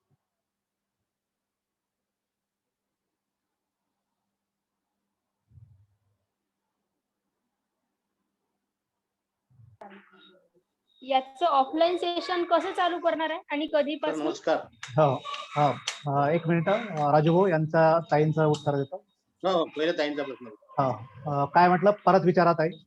याचं ऑफलाईन सेशन कसं चालू करणार आहे आणि कधीपासून, म्हणजे त्याची रूपरेषा काय राहील? म्हणजे आई बाबांच्या शाळेची की शाळेची? शाळेची पण आणि आई बाबांच्या हो, शाळेची पण. आई बाबांच्या शाळेचं तर आम्ही ऑफलाईन साठी आम्ही स्वतः उत्सुक होतो, पण सिच्युएशन अशी आहे हा, की हा. आपल्याला एकत्र येता येत नाही. ज्यावेळेस हे सर्व लॉकडाऊन संपेल त्यावेळेस आपण अगदी हे पहिल्यांदा शोभादेवी जाधव मंगल कार्यालय जे आहे खांदवे साहेबांच्या शोरूमच्या बाजूलाच, तर त्या ठिकाणी हम्म. आपलं पहिलं वर्कशॉप असणार आहे. त्यावेळेस आपण सर्व लोक नक्की पुन्हा भेटणार आहोत. लवकर ही सिच्युएशन निवळेल अशी प्रार्थना करतो आपण. आणि आई बाबांच्या शाळेमध्ये एकत्र ज्यावेळेस लाईव्ह सेशन राहते त्यावेळेस खूप मजा येते, कारण आपण ऍक्टिव्हिटी बेस्ड असते आणि काही व्हिडिओज वगैरे पण. त्यावेळेस मुलं पण सोबत असतात. नाही ना, मुलांसमोर आई बाबांचे वाभाडे करणं बरोबर नाही. हा, कारण आणि आई मुलांना स्कूल बाबांच्या कानपिचके आपण मुलांना- घेत असतो. अगदी छोटं बाळ असेल तर घेऊन येऊ शकतात, असं गंमत म्हणून सांगितलं. समजा मुलं जर घरी ठेवायची व्यवस्था असेल कोणाकडे तर घेऊन आला तर जास्त बेटर, नसेल तर तुमचं स्वागतच आहे मुलांसकट, नो प्रॉब्लेम. आणि मुलांची स्कूल दिवाळी नंतरच सुरू होईल ना, नाही म्हणजे आपली शाळा लॉकडाऊन जी आहे संपल्यावर. आता ज्या शासकीय नियमाप्रमाणे जेव्हा शाळा सुरू होतील तेव्हा होऊ द्या, नो प्रॉब्लेम. पण आपली जी शाळा हा. आहे, आपल्या शाळेमध्ये प्रवेशित जे मुलं असणार आहे त्यांचं आपण प्ले झोन मध्ये आपल्या घरी जे आहे, घरी आहे ना हे, शाळेमध्ये तर नंतर सुरू करू आपण त्या शाळेमध्ये, पण आपल्या घरी जे प्ले झोन तयार केलेलं आहे त्या ठिकाणी आपण मुलांना प्लेवे मेथडनं खेळता खेळता शिकवता येऊ शकेल. अशा पद्धतीनं 2 तास आपण आई किंवा बाबांनी आणून सोडायचं इथे आणि त्यांना खेळता खेळता शिकवणार आहे आपण. कारण ऑनलाईन शिकवणार नाही, आम्ही प्रत्यक्ष शिकवणार आहे. इथे आमच्या मॅडम असतील, 2 फॅकल्टी आता नियुक्त झालेल्या आहेत. नम्रता कडव म्हणून मॅडम आहेत, खूप इनोव्हेटिव्ह शिक्षिका आहे, MA इंग्लिश आणि BEd आहे. आणि दुसऱ्या सोनल चतुरकर म्हणून आहे, त्या सुद्धा MA BEd आहे. आणि त्यांचं क्राफ्ट आणि एकंदर तिकडे काम आहे आणि नम्रताचं तर इनोव्हेटिव्ह काम आहे. अशा दोघींची निवड झालेली आहे. आणि इतरही शिक्षिका आमच्या टप्प्यात आहेत. जसे ऍडमिशन होतील तसं आपण त्यांना जॉईन करून आणि अतिशय अनुभवी आणि खूप छान, नो पनिशमेंट नो होमवर्क असं शाळेचं स्वरूप आहे आपलं. या शाळेमध्ये होमवर्क असणार नाही, पालकांना मुळीच वैताग नाही होमवर्क करण्याचा. जे काही होईल ते शाळेमध्येच होईल. आणि नो पनिशमेंट, शाळेमध्ये कुठलीही पनिशमेंट असणार नाही. पनिशमेंट असेलही तरी पोरांना आनंद मिळेल अशी पनिशमेंट, त्यांना गाणं म्हणायला लागेल, त्यांना उड्या मारायला लावेल, अशा पनिशमेंट असते. त्याला पनिशमेंट म्हणताच येत नाही. सर नमस्कार. ठीक आहे, नमस्कार थँक्यू. प्रशांत जिंदल वेलकम. बोलतोय. सर तात्पुरत्या स्वरूपात त्यांना आपल्याला तिथे एक वीकली 2 किंवा 3 दिवस आणता येईल का आपल्याला? आपण फक्त 30 तारखेपर्यंत आता वाट बघतोय सर. या आणि 30 पर्यंत. काही ना काहीतरी त्यातून सोल्युशन निघणारच आहे. आणि पुढच्या महिन्यामध्ये आपण अपेक्षा करूया की नक्की आपल्याला काही वेळ जे आहे ते मुलांना आणता येईल. समजा अशी सिच्युएशन आली समजा की होत नाही आहे असं, तर आपल्याला जे लॉकडाऊन रिलॅक्सेशनचा पिरियड असतो की नाही, जसं 7 ते 11 वगैरे, तर या दरम्यान आपल्याला 2 तास जे आहे ते नंतर मुलांना, जसं आपण शेजाऱ्याकडे किंवा आपल्या मित्राकडे जातच आहे की नाही पोरांना घेऊन इकडे त्या आवर मध्ये, तसं आपण प्लेवे मेथडनं इथे आणायचं प्ले झोन मध्ये आणि त्यांना नक्की आपण प्लेवे मेथडनं त्यांचं घेऊया. नक्की चालेल सर. ते मुलांचं नुकसान होणार नाही याची पुरेपूर काळजी आपण यावर्षी तरी नक्कीच घेणार आहे. फक्त पालकांचं सहकार्य पाहिजे. इथे पूर्ण सुरक्षित असणार. समजा मुलाला ताप आलेला आहे किंवा आपल्या घरी कोणीतरी आजारी आहे तर त्यावेळेस आपल्या मुलांना आणायचं नाही, आपणच आपली प्रिकॉशन घेता येऊ शकतो. नक्की सर. आणि इथे टोटली सेफ आहे, कारण आम्ही घरच आहे ना आपलं हे. तर बघितलंय मी सर, मला त्याच्यामुळे काही प्रश्न नाही. नक्कीच.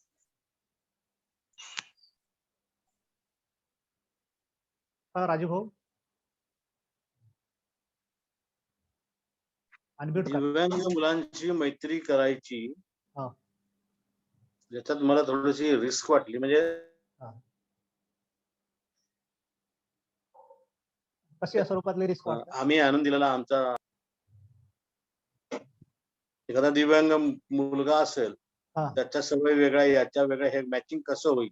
नाही आपण म्हणजे समजा आता असंबद्ध इररिलेव्हंट मैत्री असं म्हटलेलं नाही. म्हणजे त्याला आता असं गृहीत धरू की माझ्याकडे एक मुलगी आहे आणि तिच्या वर्गामध्ये किंवा शाळेमध्ये एकही दिव्यांग मुलगा किंवा मुलगी नाही आणि परिसरामध्ये सुद्धा नाही. त्याच्यामुळे दिव्यांग मुलाचा यत्नाभार शोध घेऊन त्याच्यासाठी मैत्री करणं असं आपण अभिप्रेत नाही करत. आपण पालकांना सजग करत आहे की समजा त्या शाळेमध्ये, परिसरामध्ये, आपल्या नातेवाईकांमध्ये, आपल्या वर्गामध्ये, त्यांच्या वर्गामध्ये जर एखादा दिव्यांग मुलगा किंवा मुलगी असेल तर बरेचसे पालक, काही क्वचित अपवाद सोडून देऊया, बरेचसे पालक असं म्हणतात की त्या याच्यासोबत तू राहत नका जाऊ, त्याला तर धड चालता येत नाही गोष्टी, त्याला धड बोलता येत नाही, तो तोत्रा बोलते किंवा तो तर असाच आहे. तर असं म्हणून जे पोरांना काय करतात त्याच्या मैत्रीपासून वंचित ठेवतात. तर दिव्यांग किंवा या अपंग असणाऱ्या मुलांसोबतची मैत्री ही आपल्या मुलाचा फायदा करून देणारी आहे. त्याचं भावविश्व, भावनिक बुद्धिमत्ता, त्याची सामाजिक बुद्धिमत्ता आणि त्याची संकटकालीन बुद्धिमत्ता फ्लरिश करणारी आहे. हा मेसेज त्याच्यामधून जावा, हा त्याच्या मागचा उद्देश आहे. सहज जर मैत्री होत असेल तर ती स्वागतार्ह आहे. नसेल समजा आपण मैत्री होऊ शकत नसेल तर मी आईबाबांना विनंती करेल या क्षणी की वर्षभरातून एखाद दुसरी तरी ट्रिप जी आहे ती दिव्यांग मुलांच्या ज्या विशेष शाळा आहेत त्या शाळांमध्ये एक दिवस आपल्या मुलांना घेऊन जे आहे ते आपण एन्जॉय केलं पाहिजे, जेणेकरून त्या मुलांच्या समस्या त्यांच्यासोबत राहून जे आहे ते आपल्या मुलांना काही आपण तिथे फिलॉसॉफी पाजत बसायचं नाही, त्यांचं फक्त ऑब्झर्वेशन करू द्यायचं. मुलांना जे आहे ते आपोआपच जे आहे ते त्यांना एक कणव जी आहे त्यांच्याविषयी असणारा जे असिस्टन्स आहे, त्यांच्याविषयी असणारा जो एक भाव आहे, ज्याला आपण इमोशनल क्वेश्चन्सचा पार्ट येतो, तर तो आपोआपच मुलांच्या मनामध्ये निर्माण होतो. मग अंध मुलांच्या शाळा आहेत, मूकबधिर मुलांच्या शाळा आहेत, काही मेंटली रिटार्डेड मुलांच्या विशेष शाळा आहेत. या ठिकाणी आपण जास्त फिरायला जातोच की नाही वेगवेगळ्या ठिकाणी.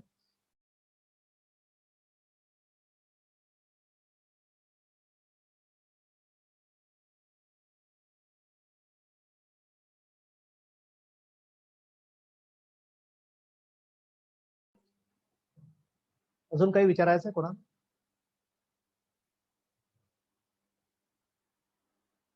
आवाज येतोय माझा राजू भाऊ? येतोय सर, येतोय. हा हा.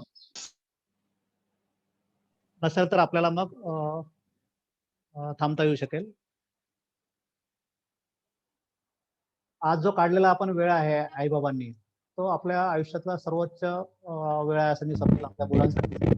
आणि असा मुलांसाठीचा वेळ जो आहे तो रोज आपण काढावा असं मी आपल्याला विनंती केली.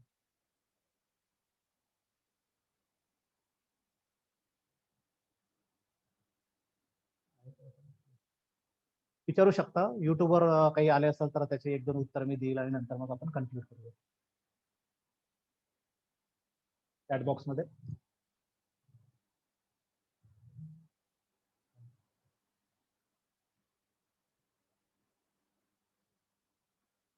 ओके.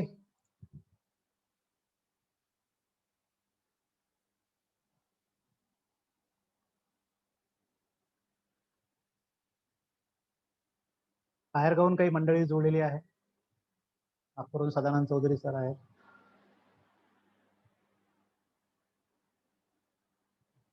सदानंद, काही विचारायचं आहे?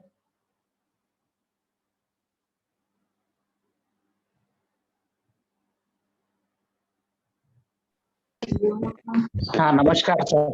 हा, नमस्कार. Good evening. सदानंद चौधरी बोलतोय नागपूरहून. मी ऐकलेला आहे कार्यक्रम.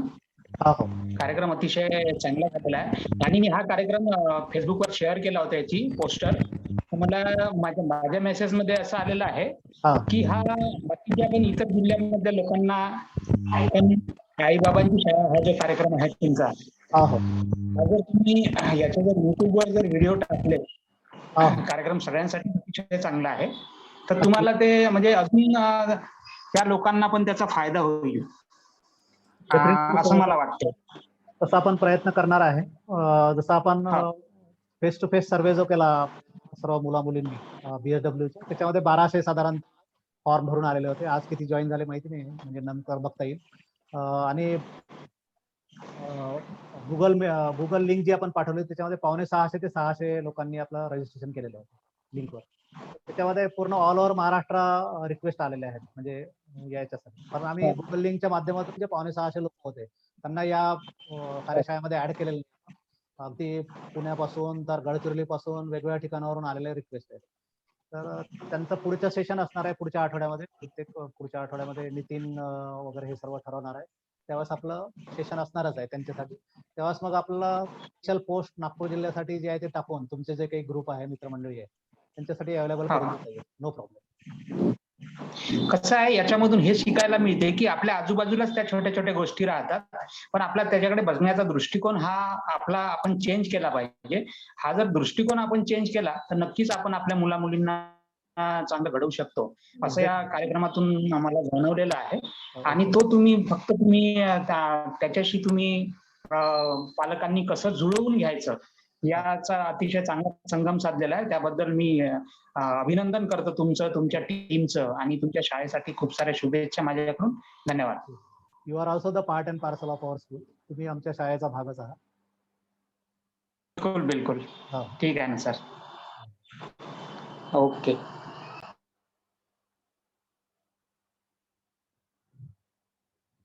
काही विचारायचं आहे कोणाला? माझी काळजी करू नका.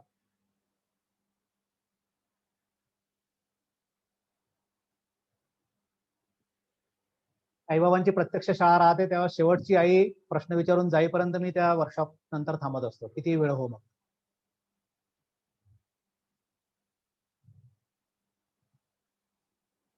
आमच्या सेवांगण इनोव्हेशन अँड रिसर्च फाउंडेशनचे सन्माननीय अध्यक्ष पांडुरंगजी खांदवे काका, विश्वस्त आदरणीय संभाजी राणे काका, सचिव नितीन पखाले सर, खंदार साहेब, सर्व आमच्या सेवांगणचे सर्व मॅनेजमेंट टीम, उबुंटू शाळेशी निगडीत असणारे सर्व मंडळी, अगदी राजूभाऊ पासून सर्व, म्हणजे हा उबुंटू परिवारच आहे जो आज कनेक्ट झालेला आहे. त्या सर्वांना मनस्वी धन्यवाद देतो. काही विचारायचं असेल तर अजून 2 मिनिटं मी थांबतो आणि नंतर मग आपण समारोप करूया. नम्रता विचारायचं आहे काही? नमस्कार सर. हा नमस्कार. निलेश बोलतो. हा Nilesh, good evening. Good evening sir. Sir मला हा नेहमीप्रमाणेच आपण दिलेलं, मला फक्त सांगताना एक गोष्ट राहून गेली की नेमकी शाळा कुठपर्यंत सुरू झालेली आहे, कुठपर्यंत परमिशन मिळालेली आहे. कारण माझा मुलगा सध्या फर्स्टला आणि 10th आहे. तर मला हा प्रश्न पडला की शाळा कुठपर्यंत सुरू झालेली आहे, परमिशन कुठपर्यंत आहे, ते फक्त राहून गेलं सर. तितकं सांगून द्या फक्त. आपण यावर्षी जे प्रवेश आहेत ते नर्सरी, KG1, KG2 आणि फर्स्ट स्टँडर्ड पर्यंतचे आहेत. पहिलीमध्ये असेल तर त्यांचं स्वागत आहे. समजा तो यावर्षी पहिलीत प्रवेश घेतलेला असेल कुठे तर नो डाऊट, नो प्रॉब्लेम. पुढच्या वर्षी जे आहे ते आपले 2, 3, 4 असे वर्ग सुरू होणार आहेत पुढच्या सेशनला. यावर्षी आपले फर्स्ट स्टँडर्ड पर्यंत आहे. CBSE अफिलिएशन आहे आणि NCERTचे स्पेशली बुक्स आपण वापरणार. त्याच्यामुळे पुढच्या वर्षी सुद्धा काही लोकांना जॉईन होता येऊ शकतं. आम्ही तसं नर्सरी, KG1, KG2 सुरू करणार आहोत. पण सिबलिंग्स असे आहेत काही की मुलं पहिलीत आहे मुलगा आणि मुलगी जी आहे ती नर्सरीला किंवा KG1ला आहे. तर मग दोघं 2 शाळेमध्ये पालकांच्या सोयीचं नाही, त्याच्यामुळे दोघांनाही एकच शाळा मिळावी म्हणून आम्ही फर्स्ट स्टँडर्डचा यावर्षी विचार केला. पण पुढच्या वर्षी आपले 2, 3, 4 होऊ शकते 5 पर्यंत सुद्धा आपली शाळा जी आहे ती जाईल. मग एक शिक्षण असेल तरी चालेल. Thank you sir. थँक्यू. तुमच्यासारखे पालक हवेच आहे आणि तुम्ही या परिवाराचा भागच आहे पुढे सुद्धा. नक्कीच सर, नक्कीच. Most welcome. नमस्कार सर. हा नमस्कार. मला विचारायचं होतं की क्लासमध्ये स्ट्रेंथ किती राहील, नर्सरीची, KG1, KG2 आणि त्याचे ग्रुप्स राहील का, ABCD वगैरे? छान प्रश्न विचारला. मला वाटतं हर्षाताई नाही? हा हर्षाताई, आपली स्ट्रेंथ जी आहे ती 30 ची असणार आहे. ऍक्च्युअली NCERTच्या नॉर्म्स मध्ये जे आहे ते 40 ची स्ट्रेंथ आहे एका वर्गात, 40 ची. आणि त्याच्यासाठी 500 स्क्वेअर फूटचा क्लासरूम त्यांनी सांगितलेले आहे. तुम्ही NCERTच्या साईटवर गेले, सॉरी CBSEच्या साईटवर गेले, तुम्हाला पाहायला मिळेल. NCERT किंवा CBSE कुठल्या याच्यावर पाहायला मिळेल. म्हणजे 40 स्ट्रेंथ असते आणि 500 स्क्वेअर फूटचा त्याचं वर्गखोली असते. आमच्या शाळेचं वेगळं वैशिष्ट्य असं आहे की इथे सर्व आगळपगळ आहे असं म्हटलं चालेल. इथे आमची 30 स्ट्रेंथ आहे. 30च्या वर एक मुलगा सुद्धा असणार नाही आणि त्याच्यावर 2 फॅकल्टी असणार आहे या 30 साठी. एक मेन फॅकल्टी, त्याला असिस्ट करणारी एक फॅकल्टी, आणि त्याला त्या 30 मुलांसाठी एक स्पेशल जी आहे ती ताई असणार आहे. सर्व मुलांना ने-आण करायसाठी आहे. शिशू असेल तर त्यांचा स्वच्छतेच्या संदर्भात आहे, ती एक स्वतंत्र असणार आहे. आणि फॅकल्टी 2 असणार आहे. म्हणजे 30 मुलींमागे 2 फॅकल्टी. आणि आमचे क्लासरूमची साईज जर बघितलं तर 25 बाय 25 म्हणजे 6.25 स्क्वेअर फूट आहे. म्हणजे NCERT किंवा CBSE नॉर्म्स मध्ये जे 500 स्क्वेअर फूट आहे त्यापेक्षा 6.25 स्क्वेअर फूट जादा असणाऱ्या ह्या खोल्या आहेत. पहिल्या 3 वर्षामध्ये आपण मॉन्टेसरीचे सेन्सेस डेव्हलपमेंटवर काम करणार आहे. मुलांचे पंचज्ञानेंद्रिय विकासावर जे काही प्लेवे मेथडनं, खेळण्यांच्या माध्यमातून खेळता खेळता जे शिकणं आहे वेगवेगळ्या विषयाचे, त्या पद्धतीनं घेणार आहे. आणि त्या प्रत्येक महिन्यामध्ये आपण आई बाबांना 2 वेळा तरी किमान बोलावणारच आहे त्यांच्या प्रशिक्षणासंदर्भात. आणि त्यांच्याकडे प्रॅक्टिकली जसं एज्युकेशन, जसं तुम्ही बोलले की ऍग्रिकल्चर वगैरे, प्लॅन्ट वगैरे, हे जे आहे ते मुलांच्या जगामध्ये त्यांच्या वयोगटाला साजेल. आता बागेमध्ये खेळणं जे अच्छा आहे वयोगटाप्रमाणे ते वयोगटाप्रमाणे. आता नाहीतर बरेच वेळा असं वाटू शकतंय की मुलांना काय तिकडे निंदण डवरण करून घेते का बा त्यांच्याकडे. तसं नाही आहे. 2 एकर जे आहे 6 एकर शेत आहे त्यातलं 2 एकर फार्म हाऊस आणि ऑर्गॅनिक फार्मिंगचं शेत असणार आहे. मुलांच्या जगातले जे जवळजवळ मुलांना पाहायला मिळत नाही असे काही फळझाडं त्या ठिकाणी असणार आहे. मुलांना प्रत्यक्ष जाऊन फळाची माहिती देण्यापासून तर फळं तोडण्यापर्यंतचा हा अनुभव घेणे आहे. ते शेत असल्यामुळे ऑर्गॅनिक फार्मिंग बैल बघायला मिळणार आहे, गाई बघायला मिळणार आहे, कोंबड्या काही वेगवेगळे बदक वगैरे असे तिथे स्विमिंग टँक असणार आहे. मला मुलांना अगदी नॅचरल वेनी पुढे जाऊ देणार. शू सॉक्स मध्ये मुलं वर्गामध्ये बसणार नाही तर शू सॉक्स जे आहे ते शू रॅक मध्ये असतील आणि अर्धन ट्रॅकवरून मातीच्या ट्रॅकवरून मुलांना मातीशी स्पर्श जो आहे तो त्यांचा पायांचा झाला पाहिजे. अशा पद्धतीने सर्व जुनं आणि नवीन असं असणार आहे. त्याच्यावर तर आपण पुढे सेशन आपण घेणार आहे प्रवेशित मुलांच्या आई वडिलांसाठी जे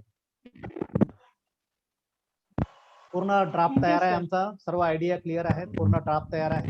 सर्व शिक्षण क्षेत्राशी निगडीत असणारी मंडळी आहे याच्याशी आणि आमचा जॉबच तो आहे शिक्षकांना प्रशिक्षण देणे, शाळा भेटी करणे. तेवढी सिक्युरिटी पण असेल ना सर? ऑब्व्हियसली सिक्युरिटी म्हणजे तुम्ही जर प्रत्यक्ष म्हणूनच तुम्ही शाळेला जर भेट दिली पूर्ण टोटली वॉल कंपाऊंड असणार आहे शाळेला जे आहे ते आणि पूर्ण ही बाकी पण सिक्युरिटी असणार आहे. कोणत्याही व्यक्तीला आतमध्ये सिक्युरिटीच्या तिथे रजिस्ट्रेशन केल्याशिवाय आतमध्ये कोणालाही प्रवेश असणार नाही. टोटल सिक्युरिटी आहे. ही काही जंगलामधली शाळा नाही आहे. निसर्गाच्या सानिध्यात असणारी निसर्ग शाळा आहे. नैसर्गिक पद्धतीने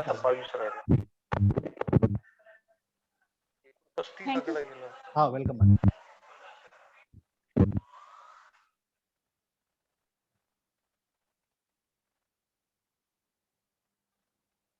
ठीक आहे. मला वाटते आहे प्रश्न कोणाच? आपल्या नियोजित वेळेपेक्षा आपण साधारणतः म्हणजे सुरुवातच आपली अर्धा तासाने उशिरा सुरू झाली त्याच्यामुळे नियोजित वेळेपेक्षा 15 मिनिटं जादा आपण घेतलेले आहेत. कोणालाही समजा विचारायचं असेल तर हे आहे. मी नितीन जॉईन आहेत.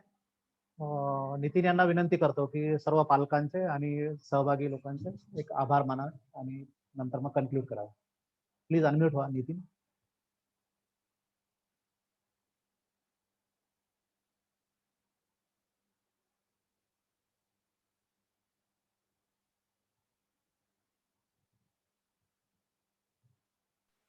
नितीन आहे? आवाज येतोय माझा नितीन?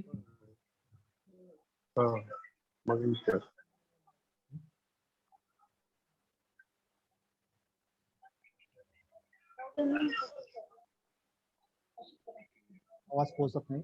नम्रता आहे? नम्रता मॅडम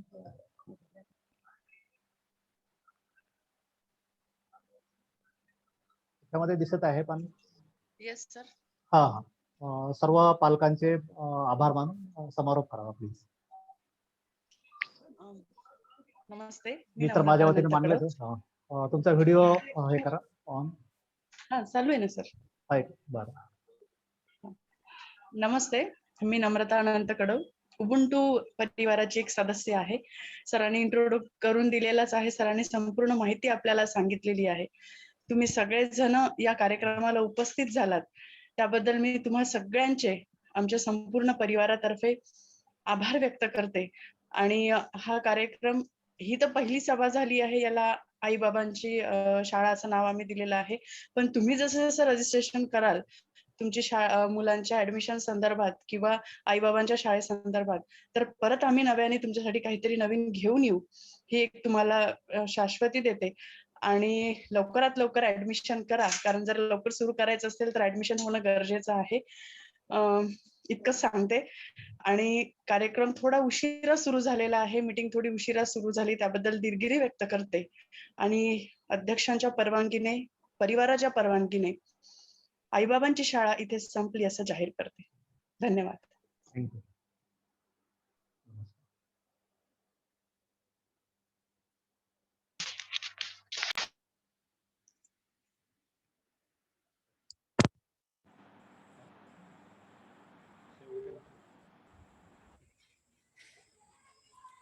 सर बंद करायचं का?